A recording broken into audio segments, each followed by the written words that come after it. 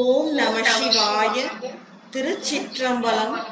அனைத்து சீரடியார் பெருமக்களின் அருட்பொற்பாதங்களையும் அன்புடன் பணிந்து போற்றி வணங்குகின்றேன். சிவபரம்பொருளின் பெரும் கருணையினால் சிவசரித்திரம் என்று போற்றி வணங்கப்படுகின்ற சிவனடியார்களின் அடிமைத்திறத்தின் பெருமையினை போற்றி வணங்குகின்ற திருத்தொண்டர் புராணம் என்றும் அதன் பெருமையை கருதி பெரிய புராணம் என்றும் போற்றி வணங்கப்படுகின்ற இந்த அடியார்கள் சரிதத்தினை சேக்கிழார் பெருமான் உலகமெல்லாம் உய்யும் பொருட்டு செய்திருக்கின்றார். பெரியோர் ஆன்றோர் பெருமக்களும் மெய்யடியார் பெருமக்களும் நிறைந்திருக்கின்ற இந்த சபையில சிறியேன் என்னுடைய சிற்றறிவுக்கு எட்டியவாறு இறைவன் உணர்த்தியவாறு அதனை விளம்பல் உறுகின்றேன். எம்பெருமான் தெய்வ சேக்கிழார் பெருமான் திருவடிகள் போற்றி போற்றி.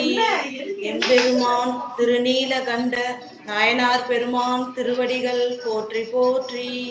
எம்பெருமான் சுந்தரமூர்த்தி நாயனார் பெருமான் திருவடிகள் போற்றி போற்றி. எம்பெருமான் நம்பியாண்டார் நம்பிகள் திருவடிகள் போற்றி போற்றி. திருநீலகண்ட நாயனார், திருநீலகண்ட குயவனார், இந்த நாயனாருடைய அருள் சரிதமானது தில்லைவாழ் அந்தனர் சருக்கத்திலே இரண்டாவது நாயனாராக அவருடைய அருள் வரலாறு போற்றி வணங்கப்படுகின்றது. புலவரையா எங்களுக்கெல்லாம் எப்போதும் முதல் பெரும் தலைவர். அவர்கள் அருளி செய்து எங்களுக்கு எப்படி விளக்கி அருளினார்களோ அந்த வழியில தான் நாங்கள் பின்பற்றி வருகின்றோம். ஐயாவின் திருவடிகளை வணங்கி, கோமல் ஐயாவின் திருவடிகளை வணங்கி பதிகத்தினை திரு ஆடானை மற்றும் திருநாரையூர் திருப்பதிகத்தினை வணங்கி இந்த அருள் நிகழ்விற்கு மேலும் அருள் கூட்டிய மங்கையர்கரசின் திருவடிகளை வணங்கி இந்த அருள் தளத்தை ஏற்படுத்தி தந்து அடியார்களை கூட்டுவித்த சாந்தா அம்மையாரின் திருவடிகளையும் வணங்கி உரையை துவங்குகின்றேன். திருத்தொண்ட தொகையில சுந்தரமூர்த்தி நாயனார் பெருமான் எவ்வாறு அருள் செய்திருக்கின்றார்கள், திருநீலகண்டத்து குயவனாரை எவ்வாறு போற்றி இருக்கின்றார் அப்படின்னு பாத்தீங்கன்னா, திருநீலகண்டத்து குயவனார்க்கு அடியேன் அப்படின்னு சொல்லியிருக்காரு. இந்த திருநீலகண்டத்து அப்படின்னு சொல்லும் பொழுது இந்த திருநீலகண்டம் அப்படின்றது நாயனாருடைய காரண பெயராக விளங்குகின்றது. எப்பொழுதும் சிவபெருமானுடைய அந்த திருநீலகண்டத்தினையே போற்றி அதோட பெருமையை போற்றி அந்த நாமத்தையே சொல்லிக் கொண்டிருப்பதா. எவ்வாறு நந்தனார் பெருமான் தில்லையை தரிசிக்க நாளை போவேன் நாளை போவேன் நாளை போவேன் என்று சொன்னதால அவருக்கு திருநாளை போவார் என்னும் அந்த காரண பெயர் ஏற்பட்டதோ, அதே போல இவர் இறைவனுடைய அந்த திருநீலகண்டத்தின் பெருமையினை கருதி திருநீலகண்டம் திருநீலகண்டம்னு சொல்லிட்டே இருந்ததுனால காரண பெயராக அவருக்கு திருநீலகண்டர் என்னும் திருநாமம் உருவாயிற்று. குயவனார் அப்படின்ற அந்த தொல் குடியிலே அவர் குலத்திலே அவர் வந்துதித்தார்.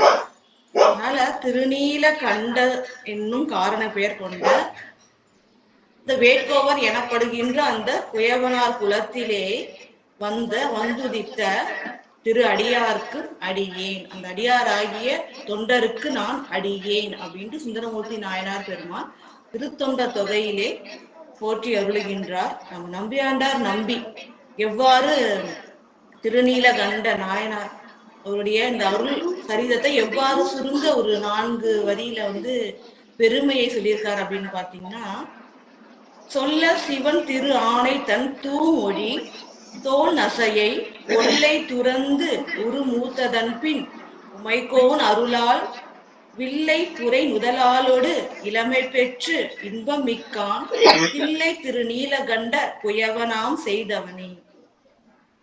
அதாவது இங்க தன் தூமொழின்றது 2 பொருளை குறிக்கின்றது. திருநீலகண்ட நாயனார் எப்பொழுதும் உரைத்து கொண்டே இருக்கின்ற அந்த திருநீலகண்டம் அந்த திருநாமத்தையும் குறிக்கின்றது. இன்னொன்னு தூமொழியை பேசுகின்ற திருநீலகண்ட நாயனாருடைய மனைவியையும் குறிக்கின்றது. அந்த ஒரு சொல் வந்து இரண்டு பொருளையுமே குறிக்கின்றது. அவ்வாறு தன் மனைவியானவர் திருநீல கண்டத்து நாயனாருடைய மனைவியானவர் எப்போதும் திருநீல கண்ட நாயனார் கூறிக்கொண்டே இருக்கின்ற அந்த திருநீல கண்டம், அதன் மேல் ஆணையிட்டு சிவன் ஆணையிட்டு சொல்ல உடனே என்ன ஆகுதுன்னா, அந்த தோல் நசை அப்படின்றது என்ன அர்த்தம் அப்படின்னு சொன்னா, பெண்களை அணைய விரும்புகின்ற அந்த ஆசைதான் தோல் நசைன்னு சொல்றோம். அப்படி அணைய விரும்புகின்ற அந்த ஆசையினை ஒல்லை துறந்து அந்த திருநீல கண்டம் அப்படின்ற இந்த சொல்லை கேட்ட உடனே, திருநீல கண்டத்தின் மீது ஆணைன்னு மனைவியார் சொன்ன உடனே பெயர்ந்து நீங்கிறார், உடனே நகர்ந்துறார். தெரியாம கூட உடம்பு படக்கூடாது, மேனி அவங்க மேனியில படக்கூடாதுன்னு சொல்லிட்டு பெயர்ந்து நீங்குகின்றார். ஏதிலார் போல அவரை பார்க்கின்றார். அவ்வாறு திருநீல கண்டத்தின் மீது ஆணையிட்டு மனைவியார் சொன்ன உடனே அந்த தோல் நசையை உடனே துறந்து ஒல்லை துறந்து அந்த ஆணையை பேணி கொண்டு வாழ்ந்து கொண்டிருக்கின்றார்கள் இருவரும். எப்பனா உரு மூத்ததன் பின், இந்த உருவானது முதுமை கோலம் கொண்ட பின்பும் அதுவரை அவங்க வந்து அதுவரை இல்லை, எப்போதும் இறுதி வரை அவர்கள் அந்த ஆணையை பேணி கொண்டிருக்கின்றார்கள். அதனால் உமை கேள்வனாகிய உமைக்கோன் ஆகிய சிவபெருமானின் திருவருளால் திருநீல கண்டத்து குயவனார் எம்பெருமான் அவர் தன் வில்லை போன்ற வில்லை போன்ற நெற்றியினை உடைய மனைவியுடன் இளமை பெற்று இன்பம் மிக்கான். அதாவது ஒரு சிறப்பு இந்த கடைசியில தான் சொல்லணும், இருந்தாலும் இப்பயே சொல்றேன். என்ன அப்படின்னு சொன்னா, உலகறிய தான் செய்த அந்த வேசிக மனத்தை அவர் கூறுகின்றார். இருந்தாலும் அவர் மீது பழுதில்லை, பழுதில்லாதார் அவர். என தூய சிவபக்தியினால் ஐம்புலன்களையும் வென்றவர்.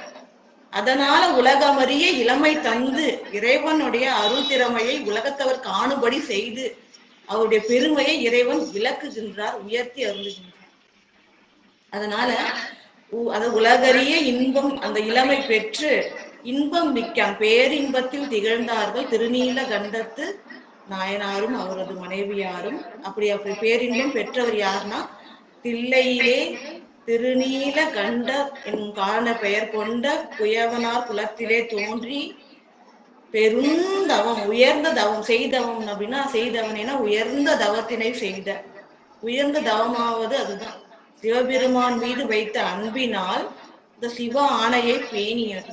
அந்த உயர்ந்த தவத்தினை ஐந்து புலன்களை வென்று செய்த அந்த உயர்ந்த தவத்தினை உடையவராகிய திருநீல கண்ட குயவனார் இத்தகைய அரிய செய்கையை செய்து இறைவன் திருவருளால் மனைவியுடன் இளமையை பெற்று பேரின்பத்துடன் வாழ்ந்திருந்தார் அப்படின்னு சொல்லிட்டு அவருடைய நம்பி ஆண்டார் நம்பி சிறப்பாக போற்றி வணங்குகின்றார். இந்த விரி நூல் எவ்வாறு சேக்கிழார் பெருமான் போற்றி அருளுகின்றார். தெய்வ சேக்கிழார் பெருமான் திருவடிகள் போற்றி போற்றி. முதல் பாடல்ல ஒவ்வொரு பாடலும் முழுமையாக சிந்திக்கணும் அப்படின்னு சொன்னா அதுக்கு வந்து ஒரு 4 மணி நேரமாவது ஆகும். அதனால இறைவன் திருவருளால் நமக்கு கொடுக்கப்பட்ட இந்த அருள் நேரத்தை வந்து இயன்ற அளவு அதற்கு முக்கியமான அருள் கருத்துக்களை மட்டும் அப்படியே சொல்லிட்டு வர. அந்த தில்லை வாழ் அந்தனர்கள் ஆரம்பிக்கும் பொழுதே வேதியர் தில்லை மூதூர் அப்படின்றாங்க. தில்லை வாழ் அந்தனர்களை போற்றி சொல்கின்றார்கள். இப்படி தில்லை வாழ் அந்தனர்கள் அகம்படிமை தொண்டு செய்கின்ற அந்த தில்லையாகிய அந்த பழமையான பழமையும் பெருமையும் வாய்ந்த அந்த மூதூர் தில்லையிலே வேகோவர் எனப்படும் குயவனார் இந்த திருக்குலத்தில் வந்து உதித்த வந்தவராகிய நம்ம திருநீலகண்ட நாயனார் வந்து எப்படிப்பட்டவர் அப்படின்னு சொன்னா, மாதொரு பாகம் நோக்கி மண்ணு சிற்றம்பலத்தே ஆதியும் முடிவும் இல்லா அற்புத தனி கூத்து ஆடும். இறைவனை பத்தி சொல்றாங்க. மாதொரு அதாவது சுவாமி வந்து தில்லையில திருநடனம் புரிகின்றார்.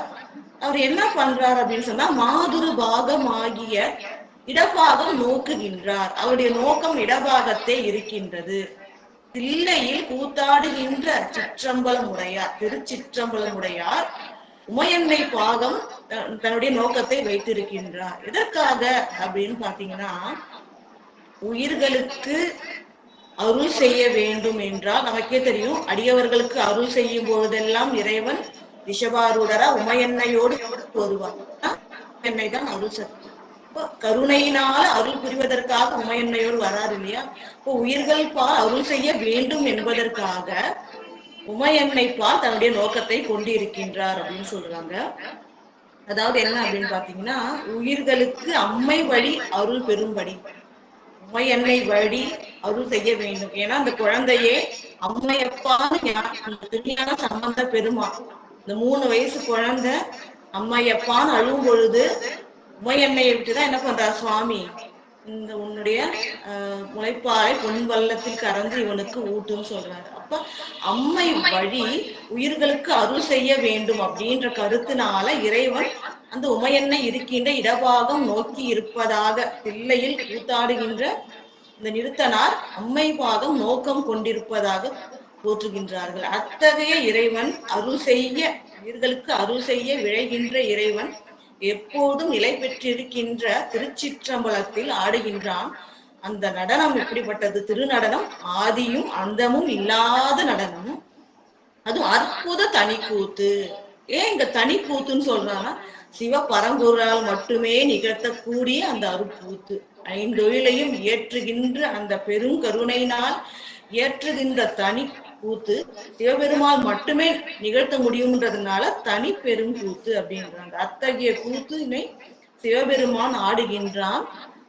அத்தகைய இறைவனுடைய திருவடிகளை வாழ்த்தி வழிபடும் நலத்தின் மிக்கார்.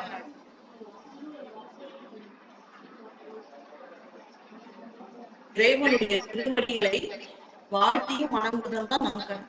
முதல் பாடலிலேயே சேக்கிழார் பெருமான் என்ன சொல்றாங்க அப்படின்னு பாத்தீங்கன்னா, மலர் சிலம்படி வாழ்த்தி வணங்குவோம். அதை வாழ்த்தவும் வேண்டும், வணங்கவும் வேண்டும் தான் சொல்றாங்க. அப்ப என்ன பண்றாங்கன்னா, அப்படிப்பட்ட திருவடிகளை வாழ்த்தி வழிபடும் நலத்தின் மிக்கார்.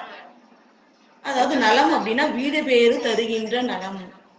இந்த வீடு பேற்றினை தருகின்ற நன்மையை செய்கின்ற திருவடியை வணங்குகின்றார். மிக்கான மிக்க அன்போடு உரைப்போடு அந்த திருவடியினை வணங்குகின்றார். நன்மை தருகின்ற, இங்க நன்மைனா வீடு பேற்று, வீடு பேற்றினை தருகின்ற அந்த திருவடியினை வழிபடும் நலத்தில் மிக்கவராக அவர் விளங்குகின்றார். 2வது பாடல் எப்படி சொல்றாங்க அப்படின்னு சொன்னா, அந்த தில்லைவாழ் அந்தனர், அதாவது போற்றுகின்ற அந்த தில்லையம்பதியில இருக்கிற நம்ம திருநீலகண்ட புயவனார் பொய்க்கடிந்து அறத்தின் வாழ்வார்.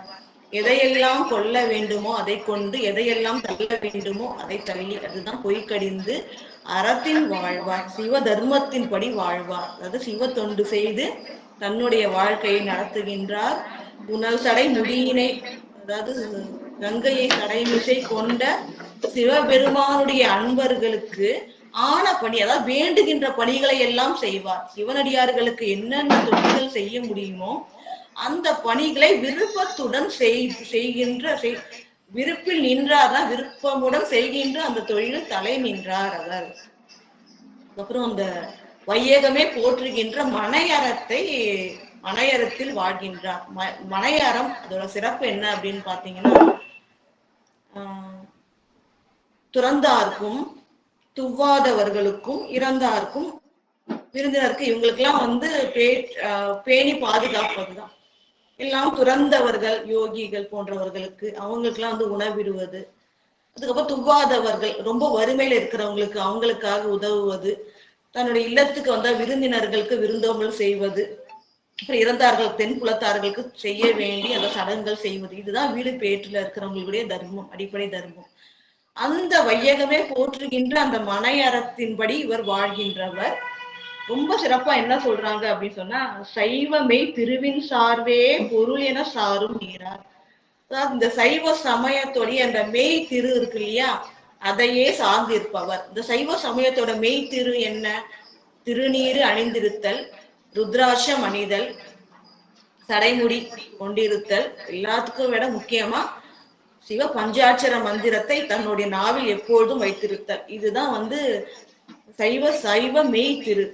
இந்த சார்பையே பற்றி இருக்கின்ற, இதையே சார்ந்திருக்கின்ற தன்மை உடையவராக இருக்கின்றார். இதை சார்ந்து இருக்காருன்னா என்ன அர்த்தம்னா, எப்பொழுதும் இந்த திருநீற்று கோலத்தோடு விளங்குவார்.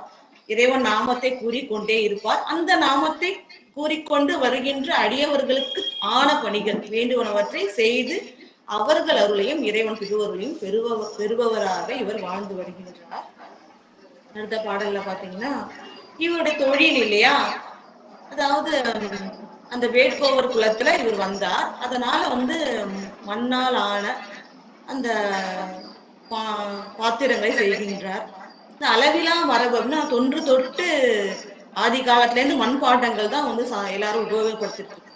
அப்ப அதனால தொன்று தொட்டு அந்த மரபானது இந்த குயவர் குலத்துல இந்த தொழிலை செய்து கொண்டிருக்கின்றார்கள். அந்த குலத்துல வந்த இவர் மட்கலங்களை செய்கின்றார்.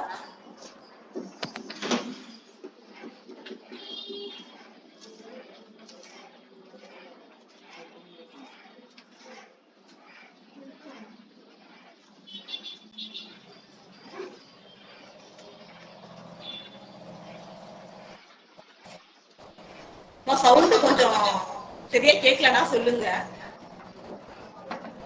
அதாவது இந்த தொன்று தொட்டு தன்னுடைய குலம் செய்கின்ற அந்த தொழிலை செய்கின்றார். ஏன்னா அந்த இல்லற வாழ்க்கையில நம்ம மேல் சொன்ன எல்லாரையும் போஷிக்கணும் இல்லையா, அதற்காக ஜீவனம் நடத்துவதற்காக மட்பாண்டங்களை செய்து விற்று தன்னுடைய ஜீவனத்தை நடத்துகின்றார். அமுதுக்கு ஆகி உணவுக்காக, ஏன்னா வாழ்வதற்காக உணவுக்காக அந்த மட்பாண்டங்களை விற்று வாழ்க்கை நடத்துகின்றார். ஆனா இறைவனுடைய அடியாருக்கு எப்படி பண்றாங்கன்னா அன்போடு உளம் மகிழ அன்போடு சிறப்பாக என்ன பண்றாருன்னா திருவோடினை செய்து தருகின்றார். ஒவ்வொரு நாளும் அடியவர்களுக்கு என்ன பண்றாருன்னா அவங்க கிட்ட எந்த ஒரு பணத்தையும் வாங்காம மிகுந்த அன்போடும் பக்தியோடும் திருவடிகளை வணங்கி அவர்களுக்கு என்ன பண்றாருன்னா அந்த திருவோடினை அடித்து கருணையோடு தந்து அருளுகின்ற நாளில், இவ்வாறு அடியவர்களுக்கு தொண்டு செய்து வருகின்ற நாளில் இளமை இன்பத்துறையில் எளியரானார். அதாவது இளமை மீதூர நம்ம அறிவியல் படி பார்த்தோம்னு சொன்னா அந்த இளமை பருவத்தில் உடல்ல ஏற்படுற அந்த சுரப்பிகள் அதனாலதான் அந்த உடல்ல மாற்றங்கள் ஏற்படுகின்றது. அந்த மாற்றங்கள் மிகுதியாக இவருக்கு ஏற்படவே எளியவர் ஆனார். சிற்றின்பத் துறையில் அதுக்கு ஆட்படுகின்ற எளியவர் ஆனார் அப்படின்னு சொல்லிட்டு செய்கிறார்கள் சொல்றாங்க. இருந்தாலும் இவரை பழுது அடையாது. காரணம் முதல் பாடல்லே இதுக்கு சொல்றாங்கன்னா இறைவன் திருவடி நாதனார் கழகல் வாழ்த்தி வழிபடும் நலத்தின் மிக்கார். அந்த நலத்துல மிகுதியாக அவர் பற்றி கொண்டு அதவே பிடிச்சிட்டு இருக்கிறதுனால இவரை பழுது அடையாது. பரசுவது நம் பெருமான் கழல்கள் என்றால் பழுது அணையாது அப்படின்றது திருஞான சம்பந்த பெருமான் அருள்வாக்கு. அதனால இறைவன் திருவடி வணங்குவதால பழுதில்லாதாராகவே அவர் விளங்குகின்றார். இவர் என்ன பண்றாரு அப்படின்னு பாத்தீங்கன்னா அவரோட மனைவியார் எப்படிப்பட்டவங்கன்னு பாத்தீங்கன்னா அருந்ததியின் கற்பின் மிக்கார். திருமணத்தின் போது அந்த அருந்ததி நட்சத்திரத்தை பார்க்க சொல்லுவாங்க, அந்த கற்கு கரசியாக மனையால் விளங்க வேண்டும்ன்றதுக்காக. அது போல அந்த அருந்ததியை விட கற்பின் மிக்கவராகிய திருநீலகண்ட நாயனாருடைய மனைவியார் என்ன பண்றாங்க அப்படின்னு பாத்தீங்கன்னா இவ்வாறு அவர் மலையாளத்தில் அவருடன் சேர்ந்து விளங்குகின்றார்கள். இந்த திருநீலகண்டம் அப்படின்ற நாமத்தோட பெருமை எப்படி சொல்றாங்க அப்படின்னு பாத்தீங்கன்னா இந்த உலகங்கள் எல்லாம் முடிய வேண்டும் அப்படின்றதற்காக சிவபரம்பொருள் தலைவனாகிய சிவபெருமான் பொங்குகின்ற மிகுந்த கொடிய அந்த நஞ்சினை என்ன பண்றார் அப்படின்னு சொன்னா உண்ணுகின்றார்.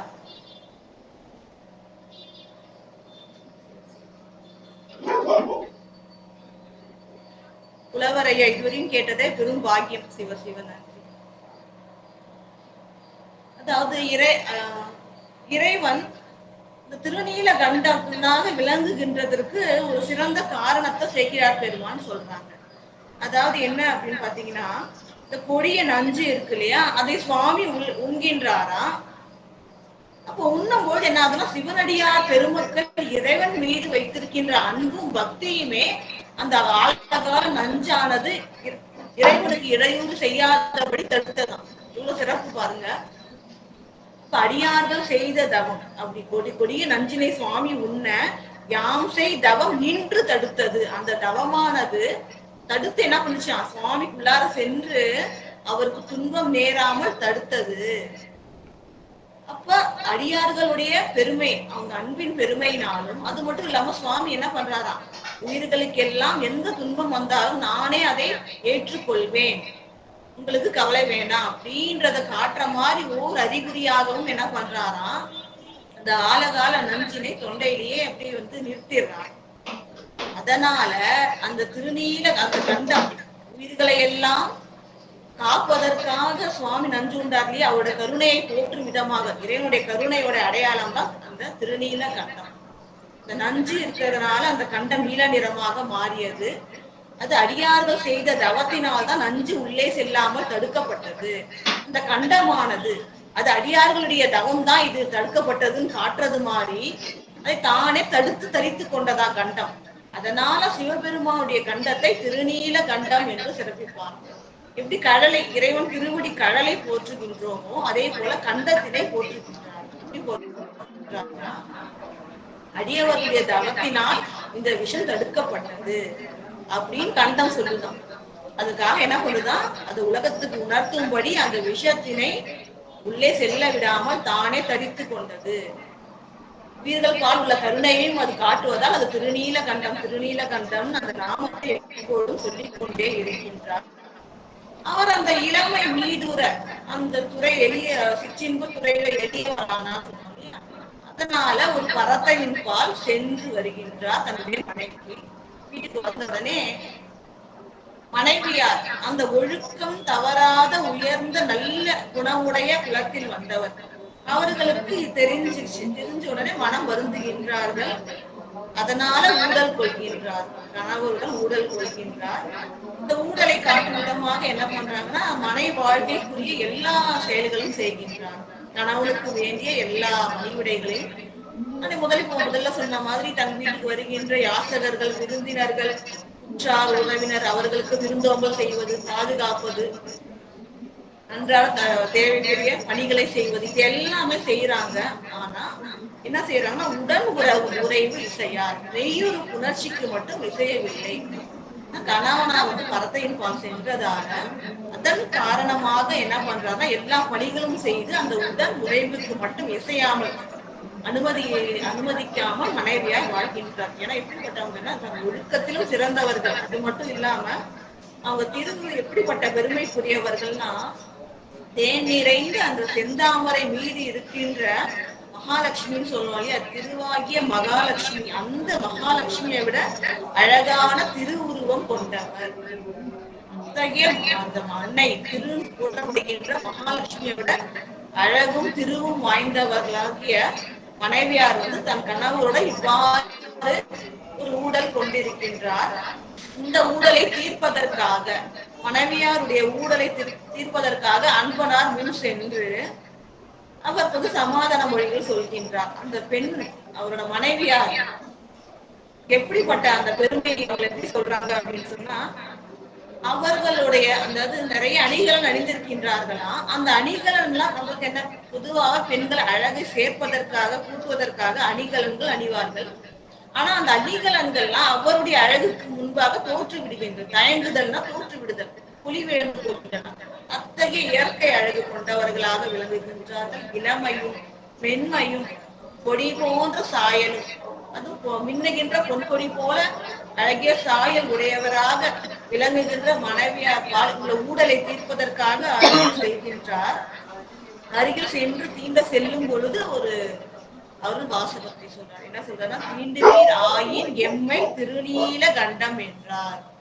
அதாவது என்ன சொல்றாங்க அப்படின்னு சொன்னா, நீர் எம்மை தீண்டுவீர் ஆகில் திருநீல கண்டத்தில் வைத்த ஆணை உம்மை தடுப்பதாக அப்படின்றாரு. நீங்க என்ன தீண்டணும்னு நினைச்சீங்கன்னா திருநீல கண்டம் அப்படின்ற ஆணை உங்களை தடுக்கும் அப்படின்னு சொன்ன உடனே சொல்லும் பொழுது கோபத்தால எம்மைன்னு சொல்லிடுறாங்க அந்த வார்த்தை. அதை கேட்ட உடனே அந்த திருநீல கண்டத்தின் மீது ஆணை அப்படின்ற அந்த அருள் வாசகத்தை கேட்ட உடனே, ஆதியார் நீலகண்டத்து அளவுதான் கொண்ட ஆர்வம் தேதியா ஆணை கேட்டார்.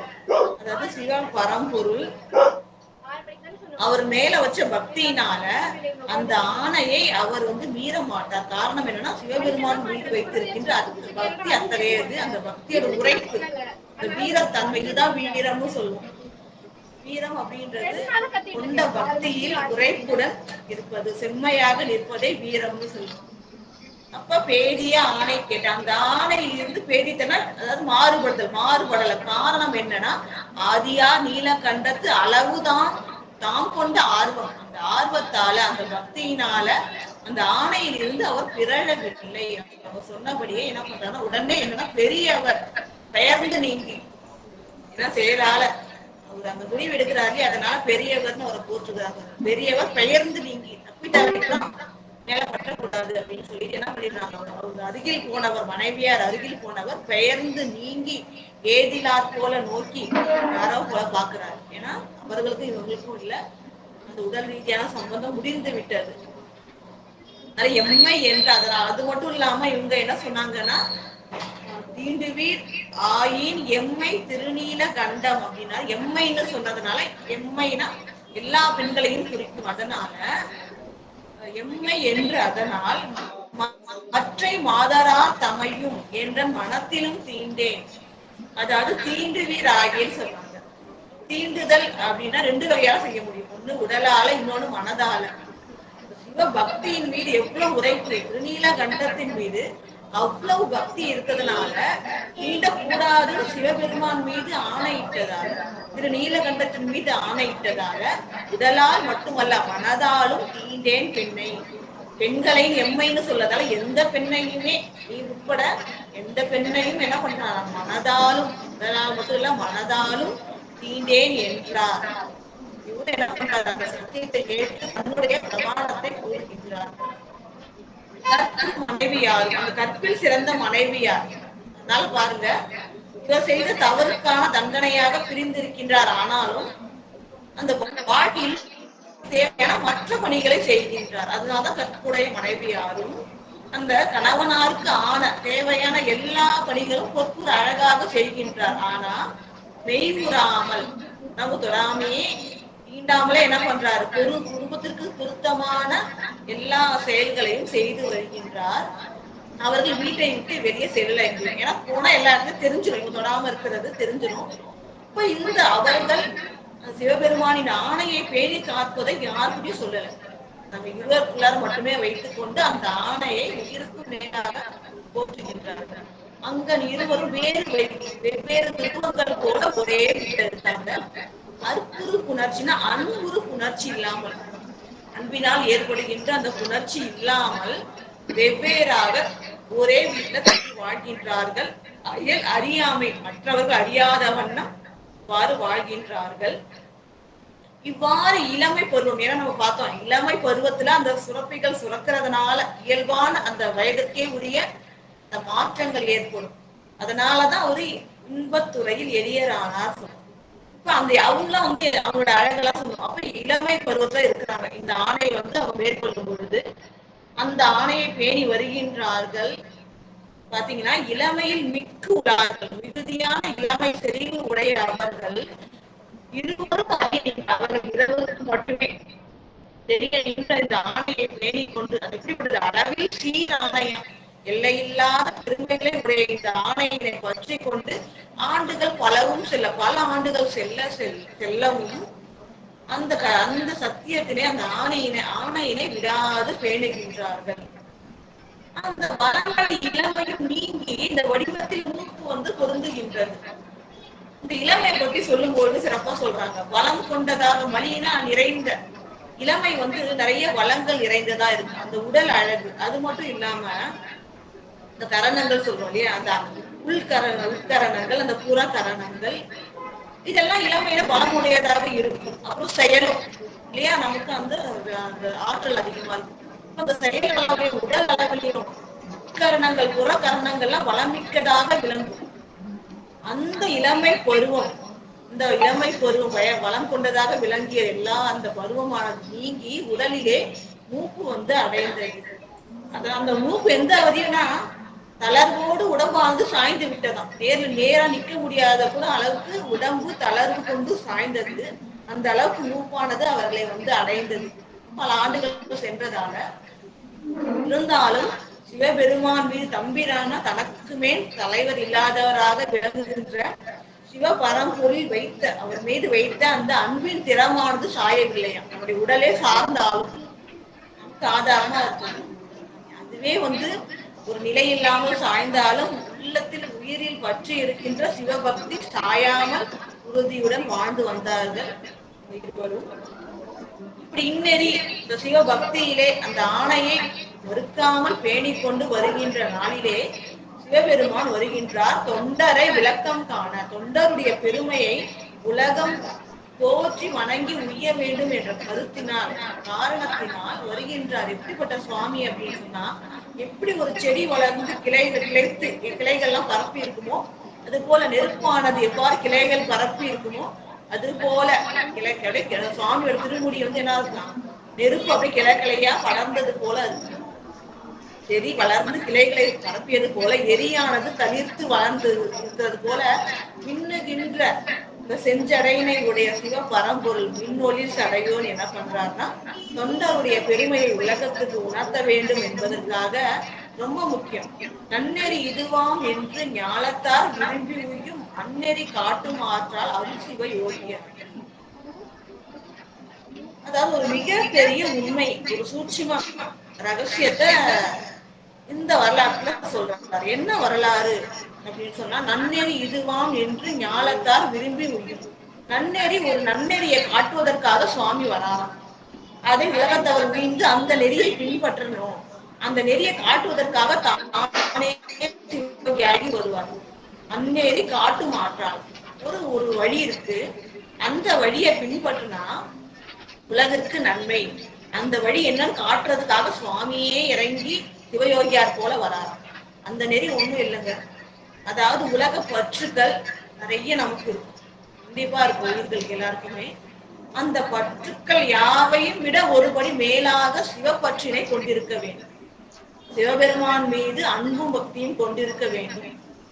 இந்த சிவப்பற்றுக்காக மற்ற பற்றுகளை எரிகின்ற அந்த பக்குவம் வர வேண்டும். அப்படி இருந்தா எந்த குற்றங்கள் இருந்தாலும் இறைவன் நீக்கி அருள்வார். இதுதான் இந்த வழியினை காட்டுவதற்காக, இந்த உண்மையை உலகத்துக்கு உணர்த்துவதற்காக எல்லாவற்றையும் விட இந்த சிவப்பற்றினை செம்மையாக கொண்டிருக்க வேண்டும். அப்படி இருந்தா அந்த உயிர்கள் எத்தகைய தன்மையதாயினும் எத்தகைய குற்றங்கள் செய்திருந்தாலும் அதனை நீக்கி இறைவன் அருள் செய்வார் அப்படின்ற நெறியை காட்டுவதற்காக இறைவன் சிவயோகியாக வருகின்றார். சிவயோகியாகி அந்த வடிவத்தை பார்த்தீங்க அப்படின்னு சொன்னா, கீழோடு கோவணம், இடையில அரஞ்ஞான் போல இருக்கும், அதோடு இணைக்கப்பட்ட அந்த கோவணம் வந்து சிவயோகியார் அணிந்திருப்பது. அதை சாற்றி கேடில்லாத திருநீரு, ஒளி வீசுகின்ற கேடிலான அணிந்தவர்களுடைய அக இருளையும் நீக்குகின்றது, காண்பவர்களுடைய கேட்டையினையும் நீக்குகின்ற அந்த திருநீற்று, அந்த ஒளி வீசுகின்ற அந்த திருநீரு மலர்ந்த ஒளி மேனி மேல். அப்ப மேனி முழுவதும் என்ன பண்றாங்கன்னா அந்த திருநீற்றை பூசி இருக்கின்றார். திரு தோளிலும் மார்பிலும் தவழுமாறு முப்புரி நூலை அணிந்திருக்கின்றார். அதுக்கப்புறம் திரிபுண்டரமாக திருநெற்றியில் திருநீரு அணிந்திருக்கின்றார். உடம்பு முழுவதும் திருமேனி முழுவதும் திருநீர் உத்துரணமாக பூசி இருக்கின்றார். நெற்றியில் மட்டும் நெற்றியிலே திருநீரு அணிந்திருக்கின்றார். இப்போது நீண்ட சடை உடையவர் இல்லையா, எப்பயும் பார்த்தோம், நல் நீர் ஒழுகி அணைய சடை உடைய இறைவன். இப்ப என்ன பண்றாருன்னா அந்த சடையினை கறந்து மறைத்து என்ன பண்றாரு அப்படின்னா, பம்பை சிவ யோகிகள் அப்படிதான் வருவாங்க. நம்ம மான கஞ்சார நாயனார் இல்லத்துக்கு வந்து சுவாமி எழுந்தருள் வரும்போது பார்த்தோம் இல்லையா, இந்த மாவிரதி வடிவம் கொண்டு வரும்பொழுது அப்படிதான் அந்த சடையை மாற்றி பம்பையாக நெறித்து, அதாவது செறிவான அந்த சுண்ட கூந்தலை பம்பையாக கீழே தொங்க விடாதபடி கட்டி இருக்கிறது தான் பம்பை. அது போல கட்டி வருவாங்க. அது போல வந்து பம்பையாக முடியை வந்து நேர்த்தியாக சுட்டி கட்டி இந்த சுவாமி வரும்போது அந்த அந்த அந்த அழகிய அந்த திருமுருவல் எப்படி இருக்குன்னு சொன்னா, ஒளி வீசுகின்ற மென்மையான நிலா, அந்த கதிர், அதையும் மேம்பட்ட அந்த அழகிய அந்த புன்முறுவல் பூத்தபடி இறைவன் வருகின்றார். கையிலே இடிவழி பாத்திரம் ஏந்தி வருகின்றார். அடியவருடைய பெருமையை உலகத்துக்கு விளக்குவதற்காக, இடுகின்ற வழியினை ஏற்பதற்காக அந்த பிச்சை பாத்திரம் ஏந்துகின்ற கையராய் நடந்து வேட்கவருடைய மனையினை வந்து அணைகின்றார் நம்முடைய சிவபெருமான். தன்னுடைய வீட்டிற்கு வருகின்ற சிவயோகியாரை கண்ணுற நோக்கி கண்ணால காண்கின்றார். கண்ணுற நோக்கி காதல் அன்பர்னா அடியவர்கள் பால் காதல் கொண்டவர் ஆகிய திருநீல கண்டத்து குயவனார் கண்ணால இறைவனை தரிசித்தார். தரிசித்து புண்ணிய தொண்டராம் அப்படின்றாங்க. அதாவது புண்ணிய தொண்டரான சிவ புண்ணியம் செய்கின்ற தொண்டராம். அவரோட உருவத்தை நோக்கி, அதாவது சிவ யோகியாக சுவாமி வராரு. அந்த சிவ யோகி அப்படின்னு சொன்னா சிவபெருமானுக்கு கொண்டு செய்கின்ற சிவ புண்ணியங்கள் செய்கின்ற யோக நெறியில் நிற்கின்ற யோக எப்போதும் சிவபெருமானை தியானித்துக் கொண்டிருக்கின்ற அத்தகைய புண்ணியம் செய்கின்ற சிவ தொண்டர் இவர் அப்படின்னு சொல்லி என்று போற்றி செய்து அடியவரை பார்த்தவனே என்ன பண்ணணும், அவர்களை போற்றி வணங்க வேண்டும். அவ்வாறு போற்றி எண்ணிய வகையினால் எதிர்கொண்டு ஏற்றினார். தன் வீட்டுக்கு வந்தவரை கண்ணூரை நோக்கி என்ன பண்றாரு, இவரு சிவபுண்ணியம் செய்கின்ற அடியவர்னு தெரிந்து அவரை போற்றி எண்ணிய வீட்டுக்கு வரவங்க என்ன பண்ணுவாங்க, வரவேற்று தகுந்த உபசாரங்களை கூறி என்ன பண்றாருன்னா எதிர்கொண்டு ஏற்றினார். வீட்டுக்கு அழைச்சிட்டு போறாரு. பிறைவலர் சரைமுடி பிரானை தொண்டர் என்று சிவபெருமானை என்ன நினைச்சிட்டு இருக்காரு, தொண்டர் சிவபெருமானுடைய தொண்டர் அப்படின்னு நினைச்சுக்கிட்டு தன்னுடைய அகத்துக்குள்ளார வீட்டுக்குள்ளார அனைத்து பேருவகை கொண்டிட, அதாவது அன்போடு தொண்டு செய்கின்றார். பேருவகையோடு அவரை வீட்டுக்குள் அழைத்து சென்று முறைமையில் வழிபட, அடியார்கள் எப்படி முதல்ல வந்து கரணங்களாலும் வழிபட வேண்டும். அதனாலதான் என்ன பண்ணாரு, அதாவது பேருவகை புரிந்திட மனம் வாக்கு காயத்தாலையும் என்ன பண்ணணும், அவர்களை வாழ்த்தி வணங்கணும். மனம் அதை வந்து அடியவரை கண்டு இன்புற்றது, அதுதான் பேருவகை புரிந்திட. வாய் வந்து என்ன பண்ணுது, போற்றி செய்தது, துடித்தது. உடல் என்ன செய்ய வேண்டிய செய்கை, அவர்களை அழைத்து ஆசனத்தில் இருத்தி திருவடி விலக்கி பூக்களால் அர்ச்சனை செய்வது. இது போல விதி கரணங்களாலும் அடியவர்களை வணங்கி வரவேற்று செய்ய வேண்டும் இல்லையா. அது போல இதுதான் முறைமை. அப்ப இந்த முறைமையின் முறையினால வழிபடுகின்றார். இந்த ஆகமங்களில் என்னென்ன பூசணைகள் அடியவருக்கு செய்ய வேண்டும் என்கின்றதோ அதை வந்து நிறைந்த உள்ளத்தில் விருப்பினோடும் அன்பினோடும் வந்து செய்ததுக்கு அப்புறம் வீட்டுக்கு வந்து அடியார முறைப்படி செய்ய வேண்டிய அந்த அடிப்படை உபச்சாரங்கள்லாம் செஞ்சாச்சு. அதுக்கு மேல அடியாருக்கு ஆன பணிகள் செய்வார் இல்லையா, அவர் என்ன கேட்டாலும் செய்வாங்க. இதற்கு மேல் அடியார் வேண்டுவது ஏதாவது உண்டா அப்படின்றதுக்காக கேட்கிறார். எம்பிரான் யான் செய்யும் பணியது, சிவபெருமானதான் எம்பிரான்னு சொல்லுவோம். அடியவர்களுக்கும் இறைவனுக்கு போற்றுகின்ற அந்த மொழிகளை கூறி சொல்வது சிறப்பு. அதனால என் தலைவராகி ஐயா, நான் செய்ய வேண்டிய பணி யாது, நான் செய்ய வேண்டிய குற்றேவல் யாது அப்படின்னு கேட்ட உடனே சுவாமி என்ன சொல்றாரு அப்படின்னு சொன்னா, உப்பர் நாயகனும் ஆகிய சிவபெருமான் இவ்வோடு உள்பால் வைத்து கையில எடுத்து ஏந்தி கொண்டு வருகின்றார் இல்லையா, அந்த பால் வைத்து நம்பி நீ தருக நாம் வேண்டும் பொழுது. இந்த நம்பிக்கை இரண்டு விளக்கமும் சொல்றாங்க. அதாவது ஆடவர்களில் சிறந்தவன் ஆகியவனேன்னு ஒரு அர்த்தம், இன்னொன்னு உன்னை நம்பி இந்த திருவோட்டினை தருகின்றேன், நீ அடியவர்களுக்கு ஆன பணிகள் செய்கின்றாய் கேட்டு வந்திருக்கேன். இப்ப நீனு நம்புவதற்கு உரியவன், அதனால இந்த பத்திரமா இந்த ஓட்டை நீ வைத்துக் கொண்டிருக்க வேண்டும். வைத்துக் கொண்டிருந்து நான் திருப்பி எப்ப வந்து கேட்கிறேனோ அப்ப கொடுக்கணும்னு சொல்றாங்க. இவ்வோடு உள்பால் வைத்து நம்பி நீ தருக நாம் வேண்டும் பொழுது, நான் எப்படி கேட்கிறேனோ அப்ப நீ கொடுக்கணும் அப்படின்னு சொல்லிட்டு சுவாமி இன்னொன்னு சொல்றாரு பாருங்க. அந்த ஓட்டின் பெருமை எப்படி சொல்றாரு அப்படின்னு பாத்தீங்கன்னா, இது பெரிய புராணத்திலே ஒரு சிறந்த பகுதி. காரணம், சுவாமியுடைய அந்த திருநீரு, அந்த ருத்ராக்கம் அதெல்லாம் நிறைய இடத்துல போற்றி சொல்லப்படுகின்றது. திருநீரு, ருத்ராட்சம், 5 எழுதுலாம். அந்த திருவோட்டோட பெருமை இந்த புராணத்துல மிக சிறப்பாக போற்றி வணங்கப்பட்ட வரலாறு. தன்னுடைய பெருமை என்னென்னவோ தன்னுடைய ஓட்டுக்கும் சொல்றாரு. ஏன்னா தான் வச்சிருக்க பொருளுக்கும் அந்த தன்மை இருக்கு இல்லையா, சுவாமியுடைய தன்மை. அதனால என்ன சொல்றாருன்னா, தன்னை ஒப்ப அறியது, இந்த ஓட்டுக்கு இணையானது வேற எதுவும் இல்லை. சுவாமி எப்படியோ இல்லாதவனும் அதே போல சொல்றாரு. அப்புறமா தனக்குள் அந்த பொருள், எந்த பொருளை நீங்க இந்த ஓட்டுல போட்டாலும் அது என்ன பண்ணுமா, இந்த திருவோடு சுத்தி செய்யும் இல்லையா. சுவாமி தன்னை சேர்ந்தவர்கள் யாராயினும் என்ன பண்ணுவாரு, தன் வசமாக்கி தூய்மை செய்து தன் வசமாக்குவார் இல்லையா. தன்னோட எந்த பொருள் போட்டாலும் அதை சுத்தி செய்ய வல்ல பெருமை கொண்டது திருவோடு. பொன்னிலும் மணியிலும் ஓட்டத்தக்கது. பொன்னும் மணிக்குமாது இந்த அளவுக்கு தான் மதிப்புன்னு இருக்கு. ஆனா அதையும் விட மதிப்பற்ற பெருமைகளை உடையது இன்ன தன்மையது இது. இவ்வளவு பெருமைகள் கொண்டது இது, இதை வாங்கிக்கொள், இதை வாங்கிக்கொள் நீ அப்படின்ட்டு சுவாமி அந்த திருவோட்டோட பெருமை, மண்ணுடைய பெருமைகள் எவ்வளவோ அதே போல திருவோட்டோட பெருமையை சொல்லி கொடுக்கின்றார்.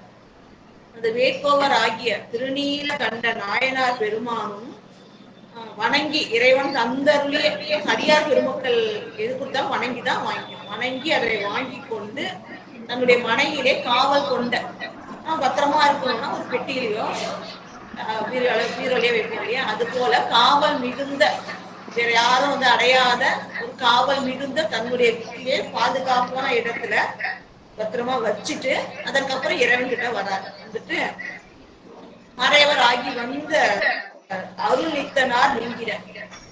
ஏன்னா நம்ம வீட்டுக்கு வந்த அடியவரை வந்து அனுப்பி வைக்கணும் வாசல் வரை சென்று. அதனால பத்திரமா அந்த ஓட்டை வந்து பாதுகாத்து சேமித்து வைத்து விட்டு இறைவனாகி அடியவராக வந்திருக்கின்ற இறைவன் பால் வருகின்றார்.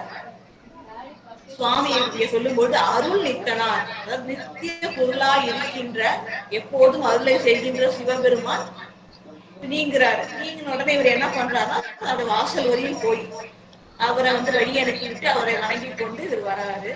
சிவபெருமான் என்ன பண்றாரா, இதுவரையும் அப்ப எங்கேயும் வந்திருக்காரு, தில்லை அம்பலத்துல நிறுத்தம் ஆடுகின்ற நடராஜ பெருமான், ஆனந்த நடராஜ மூர்த்தி. அவர் தான் தொண்டருடைய பெருமையை விளக்கி அருள்வதற்காக வந்திருக்கின்றார். கொடுத்தாச்சு, பாதி வேலை முடிஞ்சிருச்சு. சுவாமி என்ன பண்றாராம், திருப்பியும் அத்தர்த்தம் அம்பலம் அணைய மேவினா திருவம்பலத்துக்கு சுவாமி திருப்பியும் போயிட்டாராம். தில்லையில அந்த சிதாகாச திருவழியில ஆடிட்டு இருக்காரு, அங்கேயே திருப்பி சுவாமி போயிட்டாரு அப்படின்னு. அடுத்தது பாத்தீங்கன்னா பல நாட்கள் கழிந்ததுக்கு அப்புறம் சுவாமி என்ன பண்றாரு, நம் தலைவனா நம்முடைய தலைவனாகிய சிவபெருமான் என்ன பண்றாருன்னா, தான் வந்து திருநீலகண்ட குயவனாட்ட கொடுத்தாரு இல்லையா, திறமா வச்சிருக்கணும், பெருமையெல்லாம் சொல்லி நமக்கு ஒப்பில்லாதது, சார்ந்த யாவற்றையும் சுத்தி செய்ய வல்லது, ஒன்னினும் அணியினும் போற்றத்தக்கதுன்னு சொன்னார் இல்லையா. அப்படிப்பட்ட சிறப்பு பொருந்தி அழகுடைய இந்த அந்த ஓட்டினை வந்து மறைய வச்சிருக்காரு சுவாமி. மறைய வச்சுட்டுதான் திருநீலகண்ட குயவனார் இல்லத்துக்கே சுவாமி எழுந்தருளி வருகின்றார். சீலமா கொள்கை என்றும் திருந்து வேட்கோவர் தம்பால் வாலிதாம் இளமை நாட்ட. அதாவது என்ன சொல்றாங்க அப்படின்னு பாத்தீங்கன்னா, சீலமார் கொள்கை அப்படின்னு சொன்னா இங்க நல்லொழுக்கம் வழுவாமல் நின்றார் அவர் அப்படின்றாங்க.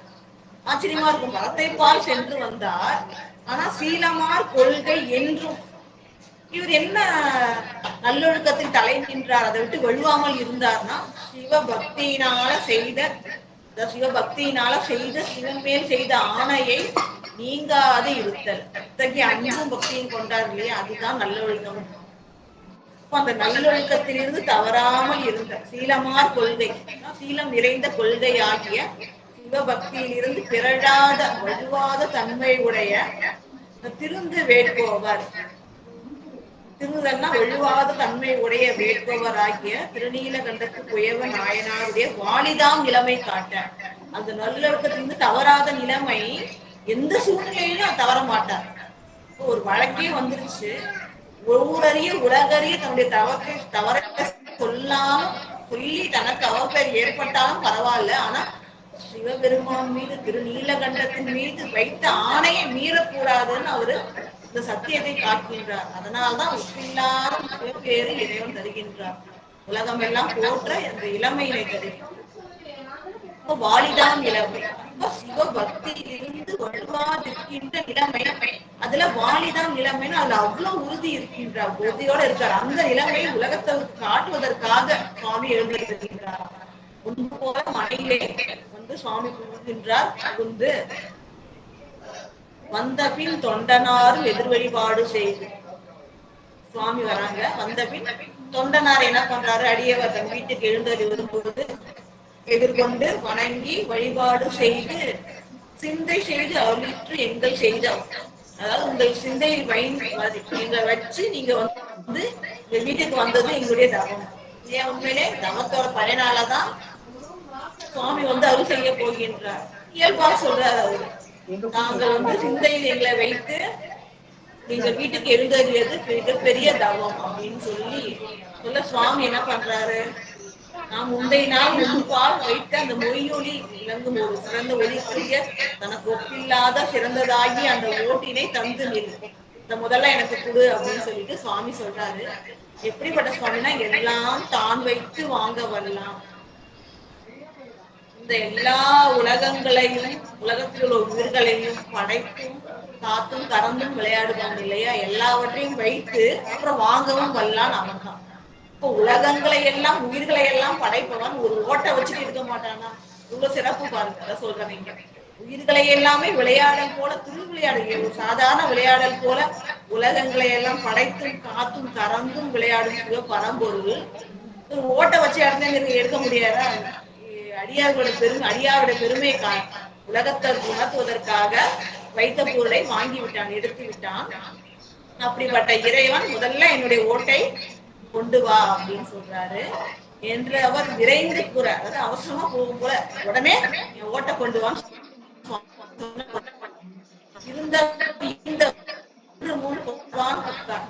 இருந்தவன பெரிய தவத்தினை செய்கின்றார். சிவயோகம்னா சிவபெருமானுடைய எப்பொழுதும் ஒன்று இருத்தவில்லை, ஒன்று இருக்கு. அது பெரிய தவம். அத்தகைய தவம் செய்கின்ற சிவயோகியாராக சிவபெருமான் வந்திருக்கிறாரு.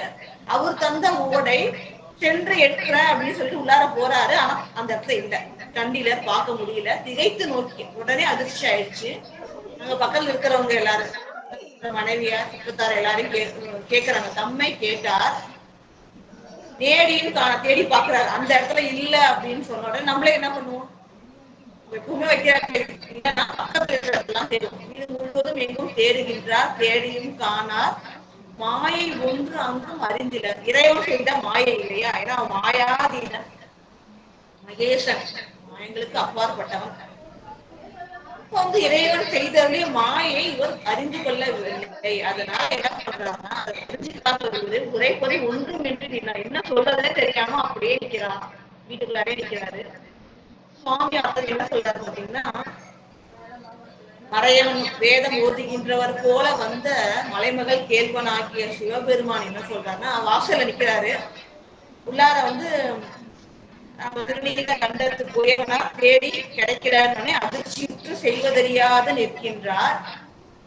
அப்ப உரைமொழி புக்கு வீட்டுக்குள்ளார புகுந்து நின்ற ஒரு பெரும் தொண்டர் ஐம்புலன்களையும் வெல்லுவது மிக மிக அரியது, தேவர்களுக்கும் அரியது. பின்னாடி பார்ப்போம்.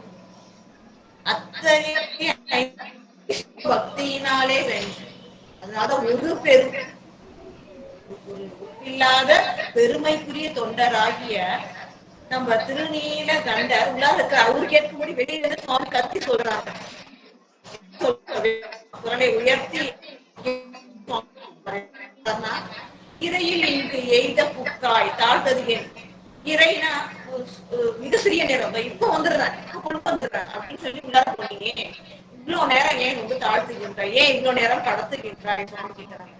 திரையில் இங்கு எய்த புக்காய், இப்ப கொண்டு வரன்னு சொல்லிட்டு உள்ளே புகுந்தாயே, தாழ்த்தது ஏன், எதனால இவ்வளவு நேரம் தாழ்த்துகின்றாய் அப்படின்னு கேட்க, வந்து கரை நரை மிதற்றினானை கை தொழுது உரைக்கல் உற்றார். அவர் உள்ளார காணும் தேர்வு வெளியில வந்து சொல்றாரு. இப்படிப்பட்ட சுவாமினா கரை, அதாவது நீ திருநீல கண்டத்தை மறைத்து வைத்திருக்கின்ற சிவபெருமான். எங்க திருநீலகண்டம் சொல்றாங்க, இறைவனுடைய நீலகண்டத்தை தான் இவர் எப்போதும் சிறப்பித்து சொல்லுவார். அத்தகைய திருநீலகண்டனே நேரடியாக வந்திருக்கின்றார். இவருக்கு அருள் செய்வதற்காக கரையினை மறைத்து கொண்டு வந்திருக்கின்றார். அத்தகைய இறைவனை வந்து சுவாமியை கை தொழுது, ஏன்னா அவர் கொடுத்த அடைக்கல பொருளை வந்து தொலைத்து விட்டார். அதனால வந்து மன்னிப்பு வேண்டி என்ன பண்றாங்க, தன்னுடைய கைகளால் தொழுது என்ன சொல்றார் திருநீலகண்ட குயவனார் பார்த்தோம்னா, கை தொழுது உரைக்கல் விட்டார். வணங்கி கொண்டே என்ன சொல்றார் பாத்தீங்கன்னா, இளையனி முன்னூல் மார்பில் எந்தை முப்புரி நூல் திருமார்பில் அணிந்திருக்கின்ற என் தந்தை போன்றவரே, நீங்க தந்துட்டு போன அந்த விடை தருவும் ஓடு யாவராலும், ஏன்னா விரும்பக்கூடியன்னு சொன்னார்களே, பொன்னிலும் மணியிலும் போற்றத்தக்கது. அப்ப யாவரும் விரும்பக்கூடிய அந்த ஓடு வைத்த வேடம் தேடிக்கலாம். அங்கேயும் பார்த்தா, பக்கத்துல தேடி பார்த்துட்டா வேடம் எங்கேயும் அது காணவில்லை. பழைய மற்ற அதனில் நல்ல பாத்திரம், அது வந்து பழமையான ஓடா இருந்துச்சு. அதை விட ஒரு நல்ல பாத்திரத்தை வந்து நான் உங்களுக்கு தருகின்றேன். அதனை ஏற்றுக்கொண்டு இந்த என்னுடைய பிழையினை பொறுக்க வேண்டும். என்னுடைய தவறு தான் சொல்றேன். நீங்க கொடுத்த அந்த திருவோட்டினை தொலைத்தது என் தவறு. ஆயினும் அது பழமையான ஓடு இல்லையா, அதை விட ஒரு சிறந்த புதுமையான புதுசா நான் செய்த ஒரு அடியார்களுக்கு செய்வதற்கு தருவதற்காக வைத்திருக்கின்ற ஒரு நல்ல பாத்திரம். அப்பா நான் செஞ்சிருக்கிற பாத்திரத்தை நான் தருகின்றேன், இன்னும் அதை ஏற்றுக்கொண்டு என்னோட பிழையினை பொறுத்து கொண்டு அதெல்லாம் ஏற்றுக்கொள்ள வேண்டும் இறைஞ்சி கெஞ்சி வந்து சுவாமியை வணங்கி கொண்டு இந்த விண்ணப்பம் செய்கின்றார். சென்னியால் தலையால் வணங்கி கை குவித்து கெஞ்சி கேட்கிறாரு. அப்படிப்பட்ட அடியாவரை வந்து சுவாமி பார்த்து தீர்த்து நோக்கி கோபத்தோட பார்த்து, அது அப்படி கோபம் உடையவர் போல பார்த்து சுவாமி என்ன சொல்றாருன்னா, என் மீது மொழிந்த வாணி, நீ என்ன சொல்ற, நான் வைத்த மண்ணோடன்றி பொன்னினால் அமைத்து தந்தாய் ஆயினும் கொல்லேன். என்ன இவ்வளவு சாதாரணமா சொல்லிட்டே, இது அது பழைய ஓடு தானே, வேற புது ஓடு தருகின்றேன்னு சொல்லிட்டு அந்த மண்ணோடு தான், அதற்கு இணையா அதுக்கு பதிலா நீ ஒரு பொன்னோட்டையே தந்தாலும் நான் அந்த பொன்னோட்டை வாங்க மாட்டேன். நான் கொடுத்த அந்த பழமையான என்னுடைய அந்த மண்ணாலான ஓடுதான் எனக்கு வேண்டும் சொல்லிட்டு, போற்ற உன்னை நான் வைத்த ஓடே கொண்டு வா, நான் முன்னாடி உனக்கு கொடுத்த ஓடுதான் கொண்டு வரணும், எனக்கு அதுதான் வேணும், அதையே கொண்டு வா. நீ பொன்னால் ஆகிய ஓட்டினை தந்தாயே ஆனாலும் அதை நான் ஏற்றுக்கொள்ள மாட்டேன்னு சுவாமி சொல்ல, நம்ம திருநீலகண்ட குயவரா மிக வருந்துகின்றார். வருந்தி, கேடிலா பெரியோய், கேட்டினை நீக்குகின்ற பெரியோய், என் பால் வைத்தது கெடுதலாலே, அது இன்னும் காணாம, கெடுதல்னா காணாம போயிடுச்சு, அது காணாம போயிடுச்சு. நாடியும் மத்த இடத்தெல்லாம் தேடி பார்த்தா வச்ச இடத்துலயும் இல்ல, வீடு முழுவதும் தேடி விட்டேன், எங்கேயும் பார்க்க முடியல, வேற நல்ல ஓடு தரேன். அப்ப இல்லைன்னா இப்ப வந்து வாங்கிட்டா ஒரு பொருள் அப்ப திருப்பி கொடுக்கணும், கலந்துச்சுன்னா வேற பொருள் தானே கொடுக்க முடியும். வேற நல்ல ஓடு வந்து கால நீடு ரொம்ப நாள் வந்து நீடித்து உழைக்கும்படி சிறந்ததாகிய ஓடு நான் தருகின்றேன் எனவும் அப்படின்னு நான் சொல்றேன். அதனை ஏற்றுக்கொள்ளாது ஊடி நின்று உரைக்கு கோபம் கொண்டு நீங்க அதுதான் வேணும்னு நீங்க சொன்னீங்க, அது இல்லாம போயிடுச்சு, வேற வழி என்னன்றது சொல்லாம தொலைச்சதுதான் வேணும்னு சொல்றீங்களே, அது என்னோட உணர்வு முழுவதும் என்னோட அறிவு முழுவதும் நீங்க சொன்ன சொல் அழித்து விட்டது, என்ன செய்யறதுன்னு தெரியல அப்படின்றத சுருக்கமா சொல்றாங்க. ஏன்னா ஒரு தவறு நேர்ந்து விட்டதுன்னா அதற்குரிய பிராயச்சித்தம் வேறொரு வழிதான் சொல்லணும். அது காணாமல் போய்விட்டது, வேற இடத்துல எல்லா இடத்துலயும் தேடியும் காணேன், மாத்தி மறந்து வச்சிருந்தாலும் தேடுனா கிடைச்சிருக்கும், எங்கேயுமே இல்லை வீடு முழுவதும். இப்ப என்னால் அதை தர முடியாது, வேறு ஓட்டினை தருகின்றேன் என சொல்லவும் அதனை ஏற்காது தொலைந்த ஓடே தான் வேண்டும் சொல்றீங்க, அது என்னுடைய அறிவு முழுவதும் அழித்து விட்டது அப்படின்னு அவர் சொல்ல, சுவாமி சொல்றாங்க, ஆவது என் நின்பால் வைத்த அடைக்கல பொருளை போற்றி. சிறப்பான உரை சொல்லுவாங்க. அதாவது ஆவது என், இதற்கப்புறம் என்ன, அவரோட அறிவு அழிந்ததுன்னு சொல்லும் போது பசுபோதம் நீங்கி விட்டது அப்படின்னு அர்த்தம். இதுக்கப்புறம் சிவப்பேரு தான் அவருக்கு கிடைக்க போகுது. அப்ப ஆவது என் புரிஞ்சு போச்சு, இதற்கப்புறம் சிவப்பேரு தான் அப்படின்ற ஒரு குறிப்புல சுவாமி சொல்றாங்க, நின்பால் வைத்த அடைக்கல பொருளை சரியா போச்சு. என்ன சொல்றாங்க சுவாமி, உன்கிட்ட கொடுத்த அடைக்கல பொருளை, அதாவது நீ பத்திரமாக வைத்துக் கொள்ள வேண்டும், இந்த பொருளை அடைக்காம உன்னை நம்பி கொடுத்துருக்கேன்னு சொன்ன பொருளை ஒவ்வி கவர்ந்து கொண்டு திருடி கொண்டு பாவகம் பலவும் செய்து, அதாவது பாசாங்கு செய்கின்ற, அதாவது நீ திருடி வச்சுக்கிட்டு தானா அது காணாம போயிடுச்சு, என்னிடம் அது இல்லை, நான் களவு செய்யவில்லை, பாசாங்குன்னு அர்த்தம். பாவகம்னா நடிக்கின்றாய், நல்லவன் போல நடிக்கின்றாய், நீ அதோட பெருமையை கருத்து திருடி வைத்துக் கொண்டாய், பலவும் செய்து பழிக்கு நீ ஒன்றும் நானாய், இவ்வாறு அடைக்கல பொருளை திருடி விட்டோமே என்று பழியானது உன்னை சேருமே என்று நீனு வெட்கம் அடையவில்லை, யாவரும் காண உன்னை வளைத்து கொண்டே. என்ன சொல்றாங்க அப்படின்னு பாத்தீங்கன்னா, மற்றெல்லோரும் காண உன்னை வளைத்து கொண்டே அன்றி போவதும் செய்கேன். இவ்வளவு சிறப்பா சுவாமி சொன்ன வாக்குப்படியே, அதாவது இதோட மேற்பொருள் என்ன பாத்தீங்கன்னா, யாவரும் காணும்படி சபையில வந்து இந்த வழக்கை கொண்டு போய் என்னுடைய, அதாவது சபையிலுக்கு இந்த வழக்கை கொண்டு போய் நான் வெற்றி பெறுவேன்ற ஒரு அர்த்தம். இன்னொரு அர்த்தம் பாத்தீங்கன்னா, யாவரும் காண உன்னை வளைத்து, என்னை விட்டு நீ போகாதபடி வளைத்து நான் கொண்டே, வளைத்து உன்னை நான் ஏற்றுக்கொண்டு அன்றி போவதும் செய்யணும். சிவலோகம் உன்னை அழைச்சிக்கிட்டு தான் நான் போவேன், உன்னை அழைத்துக் கொள்ளாம நான் போக மாட்டேன் அப்படின்ற ஒரு உட்கருத்தும் இருக்கிறது போல சுவாமி சொல்றாங்க. யாவரும் காண உன்னை வளைத்து, இன்னும் தப்ப முடியாதபடி உன்னை வளைத்து நான் கொண்டேன், உடமையாக கொண்டு அன்றி போவதும் செய்வேன், அப்படி உன்னை கூட்டிக்கிட்டுதான் நான் சிவலோகம் செல்வேன் அப்படின்ற உட்கருத்து படும்படி சுவாமி சொல்றாரு என்றான். புண்ணிய பொருளாய் நின்றான். இங்க புண்ணிய பொருளாய் அப்படின்னு சொன்னா என்ன சொல்றாங்க அப்படின்னு சொன்னா, யாரெல்லாம் பதி புண்ணியம் செய்கின்றார்களோ அவர்கள் செய்கின்ற புண்ணிய பயனாக இறைவன் அடைகின்ற பொருளாக விளங்குவாங்க. அதாவது நிறைய பேர் புண்ணியம் செய்வார்கள் புகழுக்காக, பணத்துக்காக. அடியவர்கள் செய்கின்றதெல்லாம் இறைவன் திருவருளால பதி புண்ணியம் செயல்கள், இறைவன் திருவருளால. அதற்கு அவர்கள் பொருளாக வேண்டுவது சிவபெருமானை. அது போல பதி புண்ணியம் செய்பவர்களுடைய பொருளாக விளங்குவது சிவபெருமான். அத்தகைய சிவபெருமான் என்ன சொல்றாரு, யாவரும் காணும்படி என்ன பண்றவங்க வளைத்து நான் கொள்வேன் அப்படின்னு சொல்றாரு. வளத்தினால் மிக்க ஓடு ஒப்பினேன் அல்லேன். நீ சொன்ன மாதிரி வளம் நிறைந்ததாகி அந்த ஓட்டினை நான் கவரவில்லை. உள்ளத்தால கூட நான் அதை கவர வேண்டும், திருட வேண்டும் நினைக்கல. நான் களவில்லாமை, நான் குற்றம் செய்யவில்லை, திருடவில்லை அப்படின்றத எப்படி நிரூபிப்பேன், உரையும் நீங்களே சொல்லுங்க அப்படின்னு சொன்ன உடனே சுவாமி என்ன சொல்றாங்க அப்படின்னா, தன்னுடைய திருநீல கண்டத்தை மறைத்து வைத்திருக்கின்ற சிவபெருமான் உன்னுடைய மகனை கையை பற்றி கொண்டு குளத்தில் மூழ்கி நீ கவரவில்லை என்று சத்தியம் செய்து கொடு அப்படின்னு சுவாமி சொல்றாங்க. அதுக்கு திருநீல கண்ட குயவனார் என்ன சொல்றாரு அப்படின்னு, ஏன்னா இளமையிலேயே அவங்க சத்தியம் செய்து மனைவியை தீண்டாததால் அவர்களுக்கு பிள்ளை பேரு இல்லை. அது எதுவுமே சொல்லாம, சத்தியத்தை சபதத்தை சொல்லாம நீங்க சொன்ன வண்ணம் சத்தியம் செய்து கொடுக்க, இந்த பொய்மை எனக்கு இல்லை அப்படின்ற சத்தியம் செய்து கொடுக்க சிறப்பு மிக்க புதல்வன் எனக்கு இல்லை, நான் என்ன செய்வேன் அப்படின்னு சொல்லும் பொழுது, சரி உன்னுடைய கற்பில் சிறந்த மனைவி இருக்காங்க இல்லையா, அவங்க கையை பற்றி கொண்டு இந்த வாவி மலர்கள்லாம் பூத்திருக்கின்ற அந்த வாவி நீர் தடத்துல மூழ்கி சத்தியம் செய்வாய் அப்படின்னு சுவாமி சொல்றாங்க. அப்படி சுவாமி சொன்ன உடனே வேட்கோவர் உரை செய்வார். இவ்வாறு இதுல சிறப்பு எப்படி சொல்றாங்கன்னா, கங்கை நதி கரந்த சடை கரைந்தருளி எதிர் நின்ற. கங்கை வானத்துல போன அந்த ஆகாச கங்கை, அத சுவாமி மறைச்சு வச்சிருக்காரு. அதோட ஆணவத்தை அடக்க கருதி இன்னொன்னு உமையன்னைக்கு அப்படியே அஞ்சின்ற மாதிரி சொல்றாங்க சிறப்பா.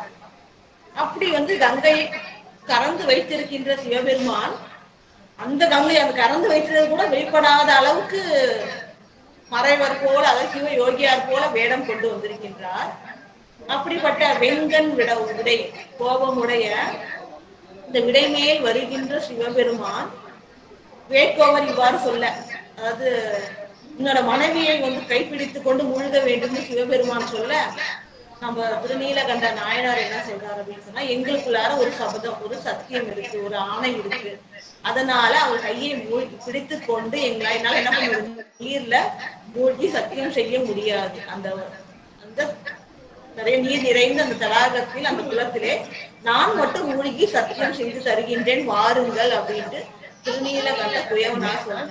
அப்போ சுவாமி என்ன சொல்றாரு, தந்ததுன்னு தாராதே, நான் கொடுத்ததையும் திருப்பி கொடுக்கல, நீ திருடவில்லை, அதை கவர்ந்து கொள்ளவில்லை அப்படின்னு சொன்னா உன் மனைவியை கைப்பிடித்து சத்தியம் செய்து கொடுன்னு சொல்றேன். அப்பயும் நீ அதிகம் செய்ய மாட்ட, சிந்தை வலிந்து இருக்கின்றாய்.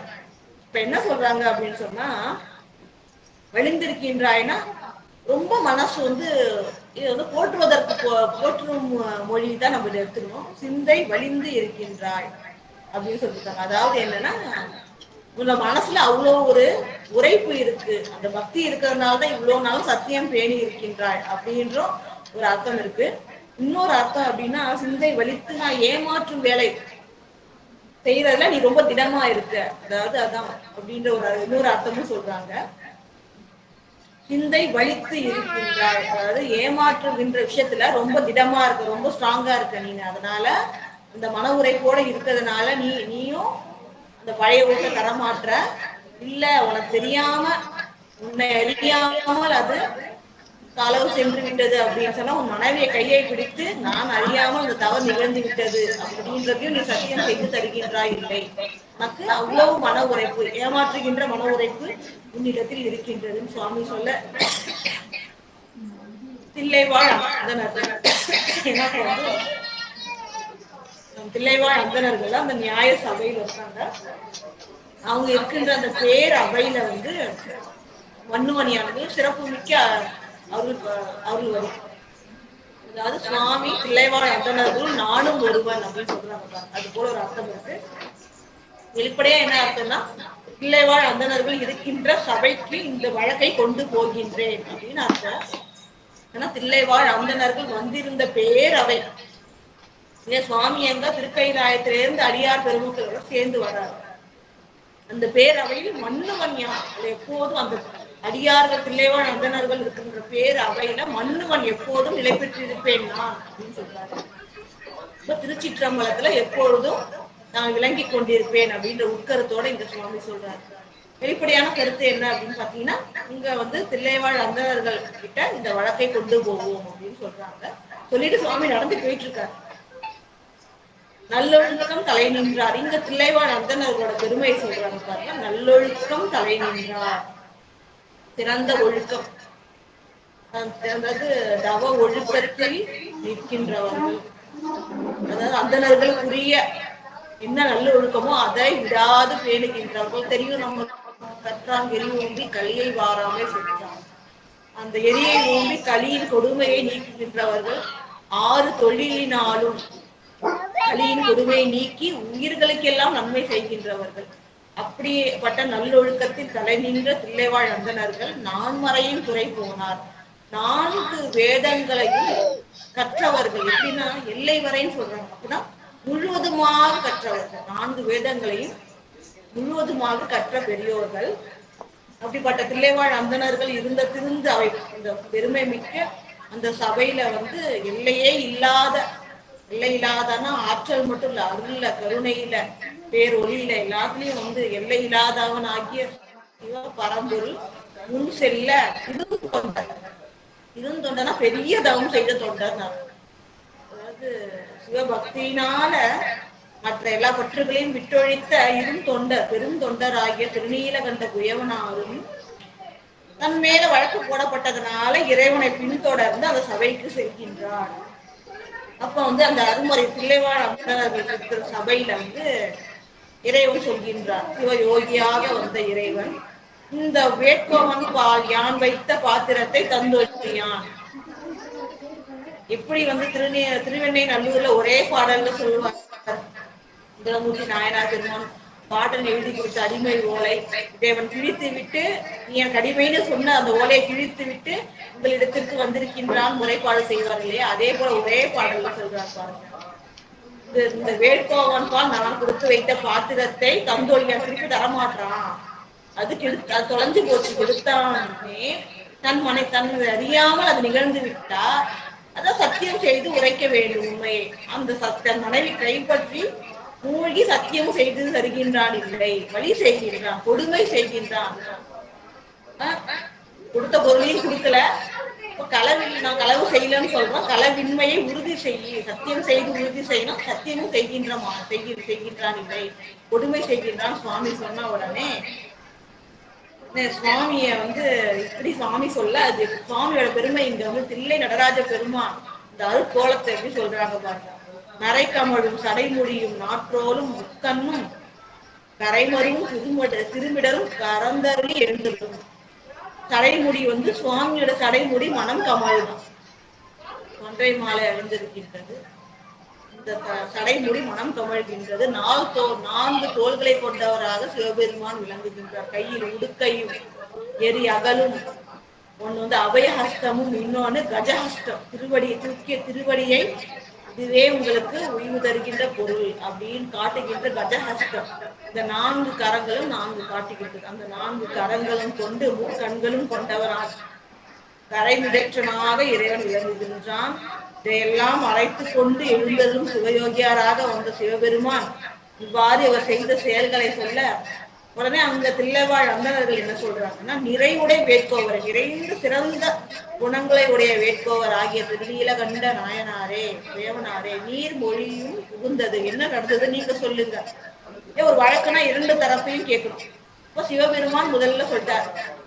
அடுத்தது திருநீலகண்ட குயவனாரிடம் கேட்கின்றார்கள், என்ன நிகழ்ந்தது நீர் மொழியும் அப்படின்னு சொன்ன உடனே, நீர் நீதியம் இழி என்று உயர்ந்த செல்வம் என்று இவர் சொல்லுகின்ற அந்த ஓடானது நான் பேணி, நான் பத்திரமாதான் என்ன பண்ண, பேணினா தூக்கி போட்டுல, பத்திரமாதான் என்ன பண்ண, நான் அதை வைத்தேன், காவலுடன் வைத்திருந்தேன். அது பெயர்ந்து கறந்தது காணேன். இந்த இடத்த விட்டு எப்படி நகர்ந்தது, பெயர்ந்து சென்றது, கறந்தது இல்லை, மறந்துருச்சா எதுவும் தெரியல, இந்த இடத்துல நான் பார்க்கல. பூன் அணிநூல் மணிமார்பீர், அதாவது அழகிய அந்த முப்புரி நூலை அணிந்திருக்கின்ற அழகிய மார்பினை உடைய தில்லைவாழ் அந்தணர்களே, புகுந்த பரிசு இது நிகழ்ந்து இதுதான், உங்களுக்கு கொடுத்தாருதான், ஆனா பத்திரமா தான் வச்சிருந்தேன், ஆனா அது இப்ப காணும், அது எப்படி போச்சுன்னு எனக்கு தெரியல, இதுதான் நிகழ்ந்தது அப்படின்னு அவர் சொல்ல, திருவுடை அந்தணர்கள் ஆகிய தில்லைவாழ் அந்தணர்கள் என்ன சொல்றாங்க அப்படின்னா, அப்படியே திருநீரு முழுவதும் பொழிகின்ற திருவேடத்தினை உடையவர் ஆகிய இந்த சிவ யோகியார் அவர் வைத்த ஓட்டினை கெடுத்தீர், அவர் கொடுத்தாரு, நீங்க தொலைச்சிட்டீங்க, தொலைஞ்சிருச்சு, களவாயிட்டு அப்படின்னா குளத்தில் மூழ்கி தருக என்ன உரைத்தார் ஆகிய, இப்ப பொருளை வந்து தொலைச்சார் அவரு தான், அதுவும் அடைக்கலமாக உங்ககிட்ட கொடுத்தாரு, நீங்க தான் பத்திரமா வச்சிருக்கணும், நீங்க அதை தொலைச்சிட்டீங்க, அப்ப அதற்கு என்ன செய்யணும், அவர் அதற்கு என்ன பிராயசித்தம் சொன்னாரோ அதை செய்ய வேண்டும், இதுதான் வழக்குடைய தீர்ப்பு அப்படின்னு சொல்லியிருக்காங்க. திருப்பி உங்களால கொடுக்க முடியல, அப்ப அடுத்தது அவர் என்ன சொல்றாரு, களவின்மைக்கு உங்களுடைய மனைவியை கையை பிடித்துக் கொண்டு மூழ்கி சத்தியம் செய்துதான் அவர் சொன்னார்னா அதன்படி செய்வதுதான் இந்த வழக்குடைய தீர்ப்பு அப்படின்னு தில்லைவாழ் அந்தணர்கள் கூறி அருள்கின்றார்கள்.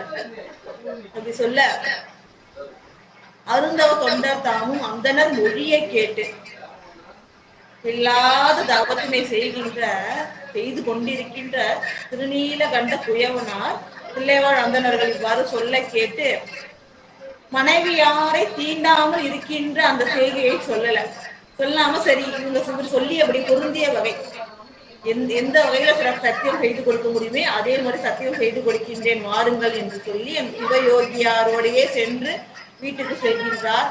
மனையை சார்ந்து தன்னுடைய மனைவியாருடைய அழைத்து கொண்டு வருகின்றார். ஏன்னா திருப்புலிச்சரம் அப்படின்ற திருக்கோயில் எதற்க இருக்கிற அந்த திருக்குளத்துலதான் வந்து அந்த மூழ்கி எழுந்து இறைவன் திருவருள் பெறுகின்றார்கள். மனைவியாரை அழைத்து கொண்டு சிவயோகியாரை அழைத்து கொண்டு வீட்டுக்கு சென்று மனைவியாரை அழைத்து கொண்டு திருப்புலீச்சரம் என்ற திருத்தலத்துக்கு வருகின்றார். சினவிடை பாகர் அறம் பிறழ்ந்தவர்களுக்கு அவர்கள் மீது சினம் கொள்கின்ற அந்த வெள்விடை பாகராகிய சிவபெருமான் வீட்டிருக்கின்ற திருப்புலீச்சரம் இந்த புலிக்கால் முனிவராகிய வியாகரபாதர் பூஜித்து வணங்கினார் இல்லையா. அவர் அங்கதான் முதல்ல பூஜித்து வணங்கினார். அப்புறம் அவரும் வந்து பதந்தி முனிவரும் இந்த உலகம் யாவும் உய்யும் பொருட்டு இறைவன் தைப்பூச நன்னாளில் தில்லை ஞானந்த நடராஜமூர்த்தி தில்லைவாழ் அந்தணர்களுடன் சிற்றம்பலத்தில் மேவினார்.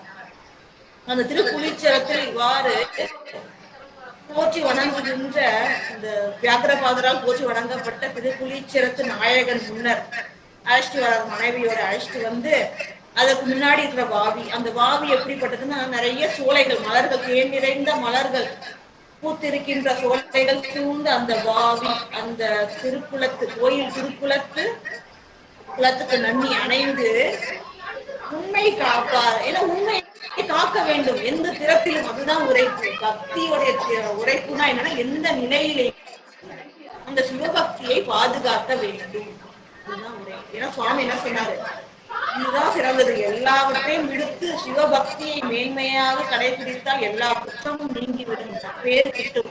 அதை உலகத்துக்கு உணர்த்ததானே இந்த திருவிளையாடல் நிகழ்கின்றது. சுவாமி என்ன பண்றாருன்னா உண்மையை காப்பவர் ஆகிய திருநீலகண்ட குயவனார் என்ன பண்றாருன்னா இப்பயும் சத்தியத்தை காக்க வேண்டும் என்பதற்காக மனைவியின் கையை தீண்டாமல் ஒரு மூங்கில் தண்டை எடுத்துக்கொண்டு ஒரு முனையை மனைவியார் பிடித்துக் கொள்ள மற்றொரு முனையை தான் பிடித்துக் கொண்டு அந்த குளத்தில் இறங்குகின்றார்கள். தண்டு இருதலையும் ஒவ்வொரு முனையிலும் ஒவ்வொருத்தரும் பற்றி கொண்டு புழுகின்றார்கள். தண்ணிக்குள்ளார இறங்குறாங்க. அந்த குளத்துக்குள்ள இறங்குகின்ற அவர்களை பார்த்து நெற்றியில் திரிகுண்டரமாக திருநீரு அணிந்திருக்கின்ற இறைவன் மாதை தீண்டிக் கொண்டு உடன் மூழ்கியிருக்கும். மனைவியை கையை பற்றி கொண்டுதான் குளத்திலே மூழ்க வேண்டும், இவ்வாறு செய்யக்கூடாது என்று சொல்ல அப்பொழுது வேற வழி இல்லை. இப்ப என்ன சொல்றாருன்னா அவ்வாறு செய்யக்கூடாமை பாரோர் கேட்க ஒரு வழக்கு நடக்குதோ எல்லாரும் கூடி நின்று பார்க்கின்றார்கள். ஊர் மக்கள் யாவரும் அவர் அத்தனை பேரும் கேட்க பண்டு தம் செய்கை சொல்லி மூழ்கினார் பழுதிலாதார். பண்டு தம் செய்கை சொல்லி முதல்ல தான் செய்த செய்கைனா தான் வந்து பரத்தை பால் சென்று வந்தது. அதனால் மனைவியார் கொண்ட அந்த குலவிய, அதாவது மனைவியார் கொண்ட ஊடல், அந்த ஊடலை தீர்க்க தான் செல்ல அவர் என்ன சொன்னாரு, தீண்டுவீராயின் எம்மை திருநீல கண்டம் என்று சொல்ல அந்த விதிப்படி அந்த ஆணைப்படி தான் இருவரும் வெவ்வேறாக பழகி இருப்பதை உலகர் அறிய சொல்லி மூழ்கின்றார்கள். கேட்கல அடுத்தது என்ன செய்யறது, அந்த உண்மையை சொல்லி என்ன பண்றாங்கன்னா மூழ்கினார் பழுதிலாதார் அப்படின்றாங்க. என்ன பழுதிலாதார் அப்படின்னு சொன்னா, இத்தனை வருடங்களாக மனத்தாலும் வேறொரு பெண்ணை தீண்டாமல் அந்த ஆணையை கடைபிடித்ததால, இது மட்டும் இல்லாம சிவபெருமான் திருவடியையே வணங்குகின்றதால எப்பொழுதும் பழுதிலாதார். அப்பொழுதும் சரி, இந்த ஆணையை பேணுகின்ற காலத்தும் சரி, இனி வரும் காலங்கள் எப்பொழுதும் பழுதில்லாதவராக விளங்குகின்ற அவர் முன்னாடி நடந்தது அத்தனையும் சொல்லி என்ன பண்றாரு, அந்த நீர்ல மூழ்கி எழுகின்றார்கள். வாவியில் மூழ்கி ஏறும் கணவரும் மனைவியாரும் மேவிய நீங்கி விருப்புறும் இளமை பெற்று வாவியில மூழ்கி எந்திரிக்கிறாங்க. எந்திரிச்ச உடனே அவங்க உடலை பொருந்தி இருந்த மூப்பானது நீங்கி விட்டது, இளமை பெற்று திகழ்கின்றார்கள். அதுவும் இறைவன் அருளிய இளமை இல்லையா, எவ்வளவு சிறப்பா இருக்கும். இளமை பெற்று தேவரும் முனிவரும் தாமும் சிறப்புடன் பொழியும் தெய்வ பூவின் மாமழையில் நீல முழுகுவார் போன்று தோன்ற. முதல்ல நீர்ல மூழ்கிட்டாங்களா, அதற்கப்புறம் அவங்க நீர்ல மூழ்கி இளமை பெற்று எந்திரிச்ச உடனே தேவர்களும் முனிவர்கள் எல்லோரும் என்ன பண்றாங்கன்னா இவர்களுடைய பெருமையினை போற்றி பூமழை பொழிகின்றார்கள். திருப்பியும் பூமழையில மூழ்கி எழுகின்றார்கள். அந்த மாணவர்களும் நெருக்கமாக தூவி இவர்களை வாழ்த்தி வணங்கி அருள் பெறுகின்றார்கள். இப்ப யாவரும் வந்து நீர்ல மூழ்கினாங்க, அடுத்ததுல பூமழையில நினைக்கின்றார்கள், நினைக்கிறது போல விளங்குகின்றார்கள் அப்படின்னு. இப்படி மூழ்கி எழுந்து இளமை பருவத்தோடு எந்திரிச்சதை பார்த்த உடனே சுற்றி இருந்தவர்கள் யாவரும் அதிசயிக்கின்றார்கள். என்ன அது இத்தனை வயோதிகம் நடக்கவே முடியாம உடல் சாய்ந்து முதுகையினால தள்ளாடுகின்ற பருவத்தில் இருந்தவர்கள் இவ்வாறு பிரகாசிக்கின்ற இளமையோடு வந்திருக்காங்களேன்னு சொல்லிட்டு சுற்றி இருந்தவர்கள் யாவரும் அதிசயம் கண்டார். கண்ணால் அதிசயத்தை பார்த்து இவ்வளவு சிறப்பு பாருங்க. அதாவது ஒரு சிறந்த கருத்து என்ன, இறைவன் அங்க திருக்கைலாயத்துக்கு அழைச்சிட்டு போய் இளமை கொடுத்துக்கலாம். ஆனா இங்க ஏன் இளமை கொடுத்தார்? பாரோர் அறிய தான் செய்த வேசிக மனத்தை சொன்னார். அவரை யாரும் கீழ்மையாக நினைத்து விடக் கூடாது அப்படின்றதற்காக இத்தனை வருடம் அவர் செய்த தவமதோட சிறப்பை சொல்வதற்காக இறைவனை இளமையினை இந்த பூமியிலே தந்தருளினார். யாவரும் காணும், யாவரும் கேட்க தான் செய்த செயல்களை கூறினார். யாவரும் கண்டு அதிசயித்து வணங்க இறைவன் என்ன பண்றார், அவருக்கு இளமையை தந்தார். அந்த இளமை தந்த உடைய பார்த்து அதிசயப்படுறாங்க. ஆனா சுவாமி காணும், வழக்குரைத்தவர் காணவில்லை. இந்த இளமையோடு இருக்கிறாங்கன்னு சொல்லிட்டு யாவரும் கண்டு அதிசயிக்கின்றார்கள். இந்நிலை இருந்த வண்ணம் ஏன் என மறுக்கின்றார். மனைவியாரும்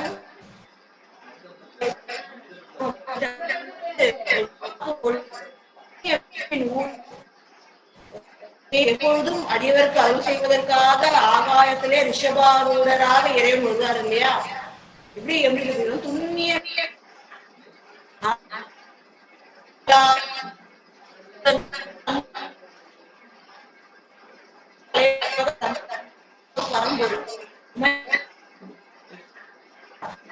அம்மா கொஞ்சம் ஒழுங்கா கேட்கலங்கம்மா, விட்டு விட்டு கேக்குதுங்கம்மா. கொஞ்சம் விட்டு கேக்குது, விட்டு விட்டு கேக்குது. இப்பதான் கொஞ்சம் மாத்திக்கும்.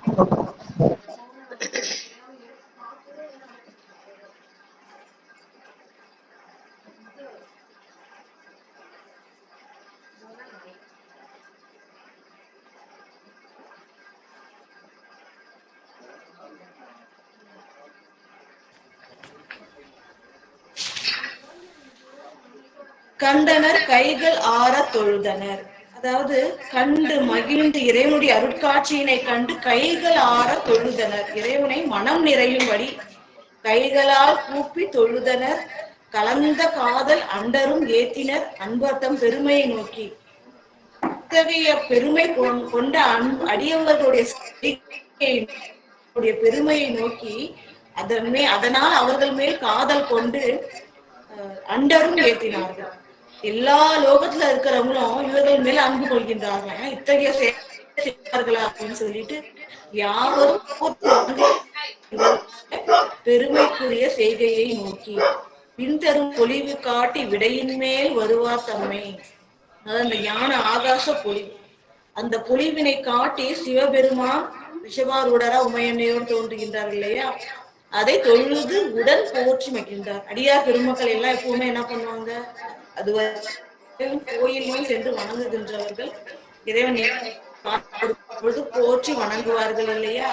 அதே போல என்ன பண்றாங்கன்னு சொன்னா, தம்மை தொண்டரும் மனைவியாரும் தொழுது வணங்கி உடன் போற்றுகின்றார்களே இறைவனது பெருமைகளை எல்லாம் வணங்குகின்றார்கள். ஒன்றுலே திருக்கூத்து ஆடி அடியவர் மனைகள் தோறும்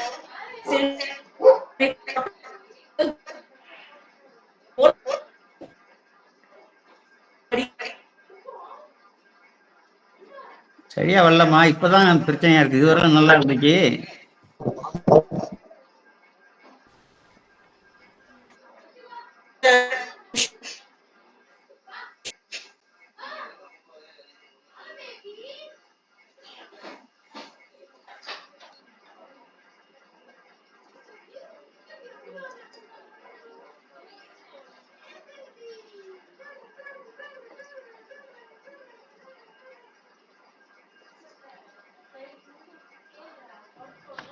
ஓம் நம சிவாய. ஒரு 2 பாடல் தாங்க ஐயா, அப்படி சொல்லி முடிச்சிடுறேன். அதாவது ஒவ்வொரு அடியவர்களின் மனைகள் தோறும் சென்று அவர்களுடைய பெருமைகளை உலகுக்கு இறைவன் விளக்குகின்றார். இப்படி இளையான்குடி மாற நாயனார் இல்லத்திற்கு ஒரு வறியவர் போல எழுந்தருளி, பசி உடையவர் போல எழுந்தருளி அவர்களுடைய அந்த அருள் விருந்தை பெற்று அருள் செய்தார். ஏற்பகை நாயனாருடைய இல்லத்திற்கு எழுந்தருளி மனைவியாரை பெற்று அருள் செய்தார். போல அமர்நீதி நாயனாருடைய இல்லத்துக்கு எழுந்தருளி அந்த கோவணத்தை மறைய வைத்து அருள் செய்தார். இது போல அடியவர்களுடைய இல்லங்கள் தோறும் சுவாமி எழுந்தருளி அவர் நிலைமை காட்டுகின்ற அன்பின் பெருமையினை உலகுக்கு உணர்த்துகின்ற அருள் செய்கின்ற தேவராகிய சிவபெருமான் என்ன சொல்றார் அப்படின்னா, வென்று ஐம்புலனால் மிக்கீர். அதாவது ஐம்புலன்களையும் வென்றதனால், இங்க மிக்கீர்னா மேன்மையுற்றீர்கள் அப்படின்றாங்க. அதாவது ஐம்புலன்களை வென்ற காரணத்தால் மிக பெரும் சிறப்பினை பெற்றீர்கள் அப்படின்னு சொல்லிட்டு, அதனால விருப்பத்துடனே இருக்க நம்பால் என்றும் இவ்விளமை நீங்காது.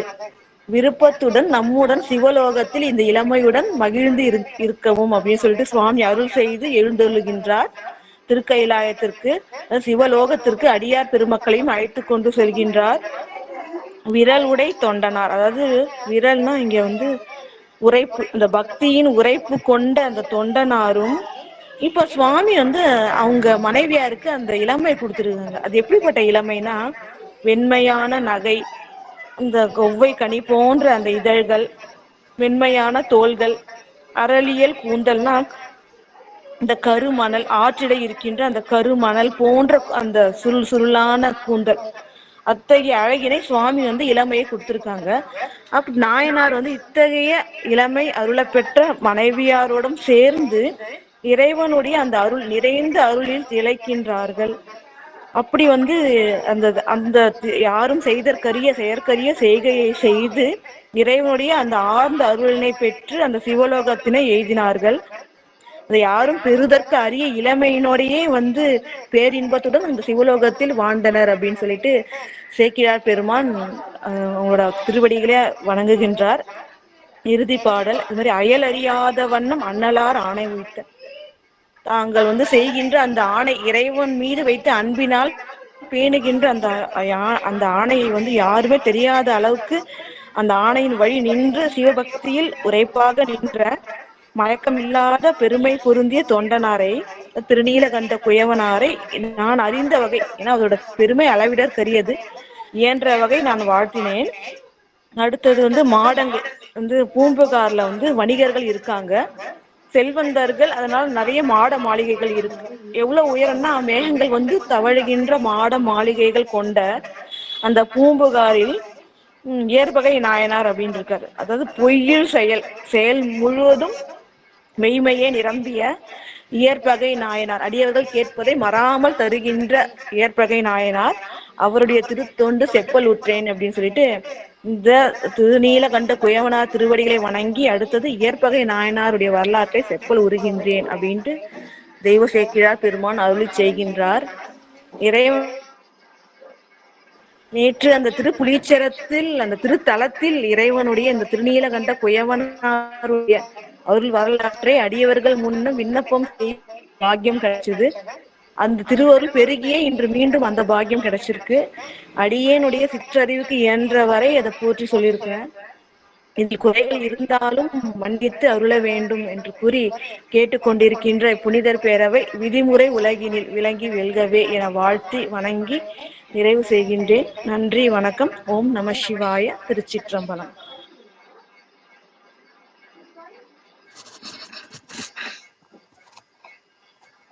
சிவசிவ நன்றாக சிறந்த ஒரு விளக்க உரை. நன்றாக இந்த புராணத்தை திருநீலகண்டருடைய வரலாற்றினை நன்றாக உள்வாங்கி அனுபவபூர்வமாக விளக்கியிருக்கிறீர்கள்.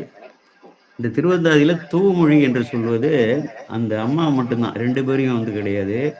தன் தூமொழி சிவன் திரு ஆணை சொல்ல அப்படி என்று அந்த பொருள் எடுக்க வேண்டும். அது மட்டும் பார்த்துங்க. மனையறத்தை பற்றி விளக்குனீங்க. 4 வகையான கடமைகள் இருக்கிறது இல்லத்தார்களுக்கு என்று, அதுவும் சிறப்பாக இருந்தது.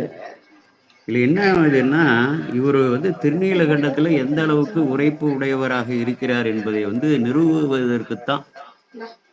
அதாவது அதுக்கப்புறமா அதனால் அந்த காரணமாகவே இந்த உடல் இளமை மீதுரை இன்ப துறையில் எழுகிறார் சொல்லும் பொழுது இவர் மேல தப்பு சொல்லாமல் இந்த சேகரார் பெருமான் எப்படிலாம் பாருங்க, அவர் அப்படி பண்ணல.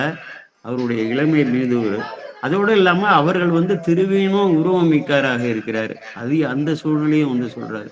இப்படிலாம் இருக்கும் பொழுது இதை செய்யக்கூடாது. ஆனால் என்னதான் இறைவனால் தான் செலுத்தப்படுகிறார்கள் என்பதை புரிந்து கொள்ள வேண்டும். அந்த அடியார்களுடைய பெருமையை வெளிக்கொண்டு வருவதற்காக இறைவன் திருவருள் தான் இப்படி திருநீலகண்டத்தின் மீது இவர் வைத்திருக்கக்கூடிய ஒப்பில்லாத பக்தி.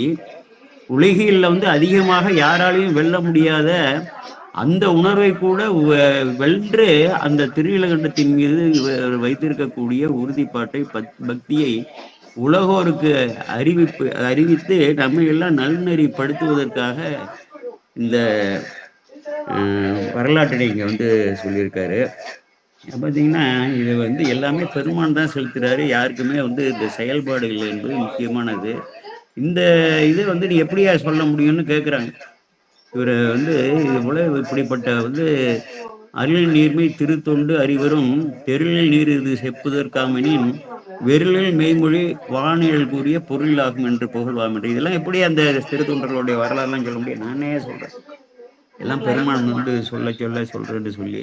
அதே போல நம்ம சுந்தரமூர்த்தி சாமிகளும் அந்த தம்பெருமான் கொடுத்த மொழி, அதாவது தில்லைவாழந்தனர் அடியார்க்கு அடியேன்னு சொல்றாருல, தம்பெருமான் கொடுத்த மொழி முதலாக தமிழ் மாலை செம்பொருளால் திருத்தொண்டர் தொகையான திருப்பதிகம் உம்பர்பிரான் தானருளும் உணர்வு பெற உலகேத்த எம்பெருமான் வன்தொண்டர் பாடி அவர் எதிர்பணிந்தார் என்று சொல்லி எல்லாமே பெருமான் தான் நடத்துறாரு. இந்த திருத்தொண்டர் தொகையை பாடினதே பெருமான் தான். அவர் உணர்த்த இவர் இந்த கதை வசனம்லாம் எழுதி நடிக்கிறாங்கல்ல, அதுதான் சுந்தரமூர்த்தி சாமிகள் சொன்னது. தில்லைவாழ் அன்னரதம் அடியாருக்கு அடியன் என்று தில்லைவாழ் அந்தனர்களை முதன்மையாக வைத்து போற்றிவிட்டு உலகிலேயே எவராலையும் வெல்ல முடியாத இந்த புலன்களை வெல்றார் இல்லையா, அதை இங்க சொல்லி இதை பண்றாரு. இப்போ இந்த திருநீலகண்டத்து மேல இவர் உரைப்பு, அந்த உரைப்பின் காரணமாக எவராலையும் வெல்ல முடியாது. யாராருன்னா தேவர்களாலையும் வெல்ல முடியல. அப்புறம் கடவுளர்கள்லாம் இருக்காங்கல்ல, பெரிய படைத்தல் காத்தல் கடவுளர்கள், இவர்களாலையும் வெல்ல முடியாததை வென்றிருக்காருங்கிறது தான். அந்த அளவுக்கு ஒரு இது வேற எந்த, அதாவது நாயன்மார்களை ஒப்பிட்டு பேசக்கூடாது. இப்படிப்பட்ட ஒரு உறுதி பொருள் அது நம்ம சொல்லியிருக்காரு. இப்போ பார்த்தீங்கன்னா பராசரர் முனிவர் தானே, அவர் இந்த மச்சகந்தி மேல ஒரு விருப்பம் உண்டாக்குது. எல்லாமே இறைவனோட திருவுருள். வியாசர் என்பவரை படைக்கணும். அதாவது ஒருவர் மேல் ஒருவருக்கு இச்சையை ஏற்படுத்துவது பெருமான் தான். இந்த தியாகேஸ்வரோட எண்ணம் இல்லாமல் யாராலையும் செயல்பட முடியாது. அவர் தான் அப்படிப்பட்ட பராசரர் முனிவர். சிவலோகத்தை எய்துவதற்காக தவம் செய்யக்கூடியவர். அங்க போகும்போது மச்சகந்தி என்று சொல்லி, அதுதான் நம்ம சத்தியவதினு நம்ம அந்த இதுல வந்துச்சு பேரு. அதனால வியாசர் அங்கே தோற்றுவிக்கப்படுகிறார். அவரால் மகாபாரதம் எழுதப்படுது. அவரால் வேதம் வகுக்கப்படுகிறது. இந்த காரணங்களுக்காக அவரை இயக்கி, அப்படிப்பட்ட ஒரு உயிரை இயக்கி செய்வதற்காக பெருமான் செயல்படுறார். காசிப முனிவர் தவசீலர் சிவத்தையே எய்த வேண்டும் என்று கடுமையான தவம் காட்டில் செய்கிறார்.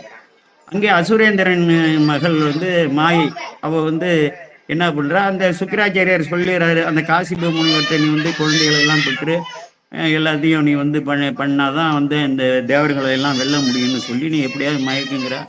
அந்த மாயை வந்து நிக்கிறா, அங்க சூழல்லாம் ஏற்படுது. காசிப முனிவர் மயங்கிறாரு. இந்த மாயை என்ன ஐயா என் மேல நீ வந்து சிவத்தை நோக்கி தவம் இருக்கேன் என்னட்டு ஆசைப்படுறீங்க, நான் போறேன் எங்கேயோ ஒரு இடத்துக்கு போறேன்னு போயிடுறா. இவர் வந்து தவிக்கிறாரு. திரும்பவும் அவர் வந்து அவ வந்து வரா. வந்த உடனே இவர் வந்து நீ வந்து உன்னை நான் அடையணுங்கிறாரு.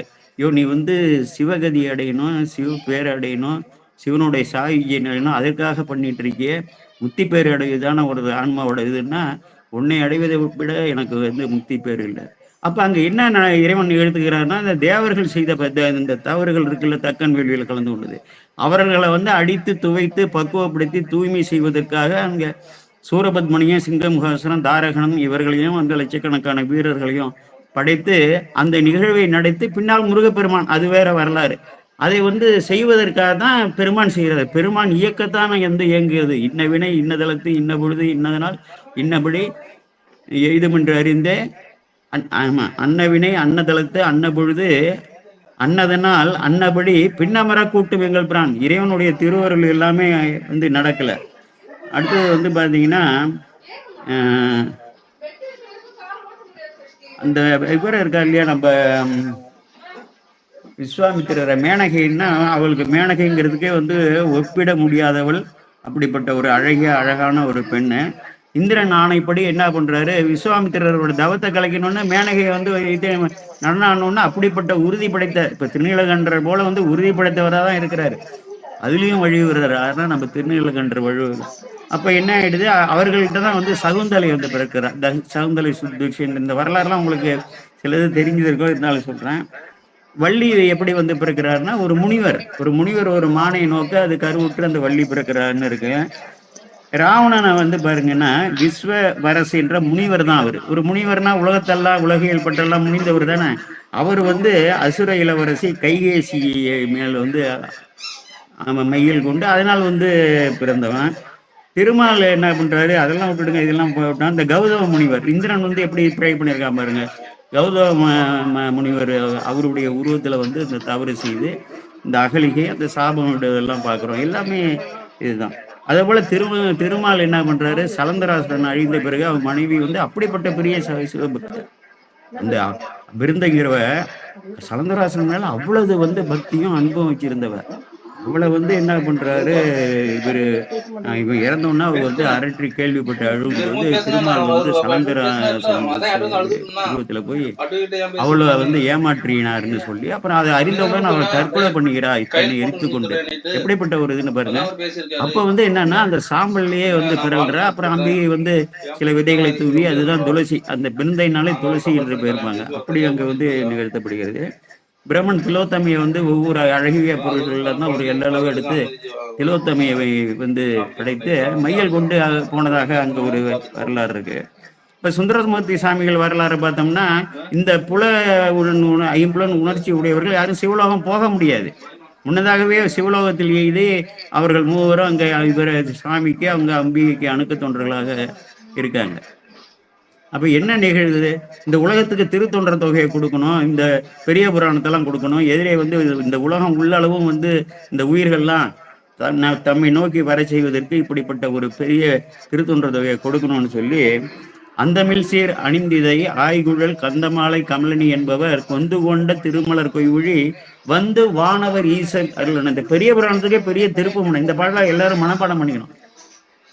இவர்களுடைய எண்ணமே கிடையாது, இவர்கள் எல்லாத்தையும் வந்து விட்டவர்கள். ஆனா இறைவன் நினைச்சா யார் மேல வேணாலும் யாரையும் ஆசைப்பட வைக்க முடியும் என்பதற்கு அந்தமில் சீர் அணிந்ததே அவ்வளவு சீர் ஆய்குழல் கந்தமாலை கமலினி என்பவர் கொந்து கொண்ட திருமலர் கொய்வுனா அம்பிகைக்காக வந்து மலரை வந்து கொய்ய வராங்க. வந்து வானவர் ஈசர் அருள்னா அது வரலாம் அவர்களுக்கு அது அவ்வளவு இச்சை கிடையாது. அது வரையிலும் அவரும் வந்து அங்கே வந்து மலர் கொய்திருக்காரு, அந்த அம்மாக்களும் கொய்திருக்கிறாங்க. ஒருவர் பார்த்து அப்படி இச்சையோடு நோக்கினது இல்லை. எதனால, மாதவன் செய்த தென் திசை வாழ்ந்திட தீதியிலா திரு தொண்டர் தொகை தர போதுவார் அவர் மேல் மனம் போக்கிட காதல் மாதரும் காட்சியில் கண்டார். இறைவன் திருவருள் வந்து அப்படி செய்யுது. ஈசனுடைய திருவருள் வந்து இப்படிப்பட்ட ஒரு பெரிய படைப்பை இந்த உலகிற்கு படைக்க வேண்டும். ஒப்பிலாத திருத்தொண்டர் தொகையை நாம் வந்து கொடுக்க வேண்டும். அதற்கு வந்து அணுக்கத்தொண்டனாக இருக்கக்கூடிய இந்த சுந்தரமூர்த்தியை வந்து அனுப்பணும். அவருக்கு துணையாக வந்து அவர்கள் மேல மையல் செய்து ஒரு குற்றத்தை ஏற்படுத்தி தானே வந்து தண்டிக்க முடியும். இறைவன் தான் அந்த குற்றத்தை ஏற்படுத்துறார். அவங்க வந்து நீ மையல் மானுடமாய் மயங்க வழியா ஐயனே தடுத்தார் கொண்டு அப்புறம் ஆட்கள் அதெல்லாம் வந்து பார்த்தீங்கன்னா அதுதான் நம்ம புரிந்து கொள்ள வேண்டும். அதனாலதான் இதுல என்னன்னா திருநீலகண்டத்து மேல வந்து வைத்த பற்ற இந்த படைத்தல் கடவுள், காத்தல் கடவுள், இந்திராதி தேவர்கள், முனிவர்கள், ரிஷிகள், துறவிகள் இவர்களாலையும் வந்து துறக்க முடியாத ஒன்றை அந்த திருநீலகண்டர் வந்து என்ன காரணத்தாலன்னா தான் வந்து திருநீலகண்டத்தின் மீது வைத்த ஒப்பிலாத அந்த ஒரு ஏன்னா இறைவன் வந்து அப்படி வந்து அன்னைக்கு வந்து விஷத்தை சாப்பிடாம இருந்திருந்தானா இன்றைக்கு நாமெல்லாம் இருக்க மாட்டோம்னு சொல்லி அப்படி வந்து ஒரு உறுதியால தான் அதை வந்து அப்படி செய்யறாரு. அதனாலதான் வந்து இந்த வரலாறுகள்லாம் எதுக்கு சொன்னோம்னா இந்த திருநீலகண்டத்தின் மீது வைத்த அந்த ஒரு அன்பின் காரணமாக இறைவனுடைய கருணையை வந்து வியந்து அதையே வந்து போற்றி கொண்டு இருந்ததன் காரணமாக எல்லாவற்றையும் வந்து திறந்து வர்றாரு. அதனாலதான் 2 பேருமே திருநீலகண்டர் மட்டுமல்ல அந்த அம்மாவும் வந்து திறந்து அதனால 2 பேருமே வந்து இளமையோடு வந்து அங்கே வந்து சிவலோகத்திற்கு அங்கே போக இது அது அப்படிப்பட்ட அதுதான் நம்ம வந்து புரிந்து கொள்ள வேண்டும். அந்த சிந்தை செய்தருளிற்று எங்கள் தவாங்கிறாரு. ஒரு அடியார்களோட வந்து ஒரு அடியார் வந்து பிழைப்பு வந்து இறைவனால் படுவதுதான். அதே போல வந்து நம்ம அடியார்களுக்கு அடியார் வந்து ஒரு அறிமுகமும் இதுவும் ஏற்படுதுன்னா அதான் பழைய அடியார் புத்தடியார்னா எங்களுடைய தவத்தால தான் இப்படி வந்து அதான் நீங்கள் வந்து இங்கே வந்து மனையில் புக அங்கே அணைவதற்கு நாங்கள் செய்த தவம்தான்னு சொல்லி அப்படி சொல்றாரு. அப்படி கருத்து நாம் எடுத்துக்கணும். இந்த திருவோடு சிறப்பு இங்கு கூறியது போல எங்கெங்கும் சொல்லப்படவில்லை என்று சொன்னீர்கள். அது வந்து இதுவரையிலும் வந்து சிந்திக்காத ஒரு கருத்து. அது எதில் நீங்கள் சீக்கிய சொல்லியிருக்காருன்னு தெரியல. வேற எங்கேயுமே திருவோடு சிறப்பு மற்றது 5 எழுத்து திருநீரெழுத்து சிறப்பு எல்லாம் சொல்லப்பட்டது போல ஓட்டின் சிறப்பு வேறு எங்கேயுமே சொல்லப்படவில்லை என்று அது குறித்தது அது பாராட்டுக்கு உரியது.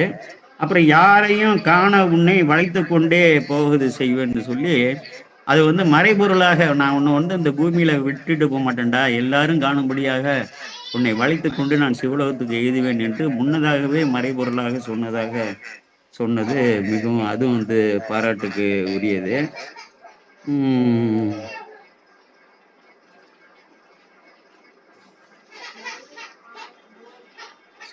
இந்த தில்லைவாழ் அந்தணர்கள் வந்து பல இடங்கள்ல போட்டாங்க. தில்லைவாழ் அந்தனர் அந்த முதல்ல வருதில்ல அதுல மட்டும் இல்லை, பல இடங்கள்ல வந்து எங்கெங்கே அவர்களை வந்து போற்ற முடியுமோ அப்படியெல்லாம் சேக்கிழார் பெருமான் போட்டிருக்காரு.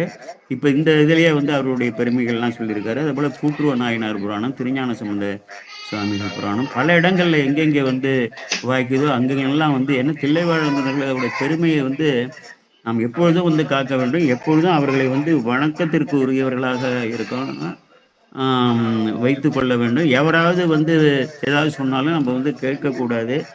மிக மிக வந்து சிறப்பாக இன்றைக்கு அதுவும் கிட்டத்தட்ட அந்த நேரத்திலே வந்து எப்படி முடிக்க முடியும் என்றெல்லாம் நான் சிந்தித்து கொண்டிருந்தேன். ஏன்னா நான் வந்து உரைநடையாக எழுதி அதை படித்து அங்கங்கே விளக்கி ஒரு 35 நிமிடத்தில் அதை வந்து பண்ணியிருந்தேன். ஆனால் இங்கே பாடலுக்கு பாடல் சொல்லணும்னா அப்படி வந்து சொல்ல முடியாதுன்னு நினைக்கும். பரவாயில்ல, நேரமும் சரியாக வந்து கூட்டி மிக மிக சிறப்பாக விளக்கினீர்கள். மேலும் மேலும் வந்து இந்த சிவஞானத்தை நோக்கி வந்து போகக்கூடிய இடையூறுகளை எல்லாம் தவிர்த்து மேலும் உயர வாழ்த்தி கோமல் சேகராகிய நான் விடைபெறுகிறேன்.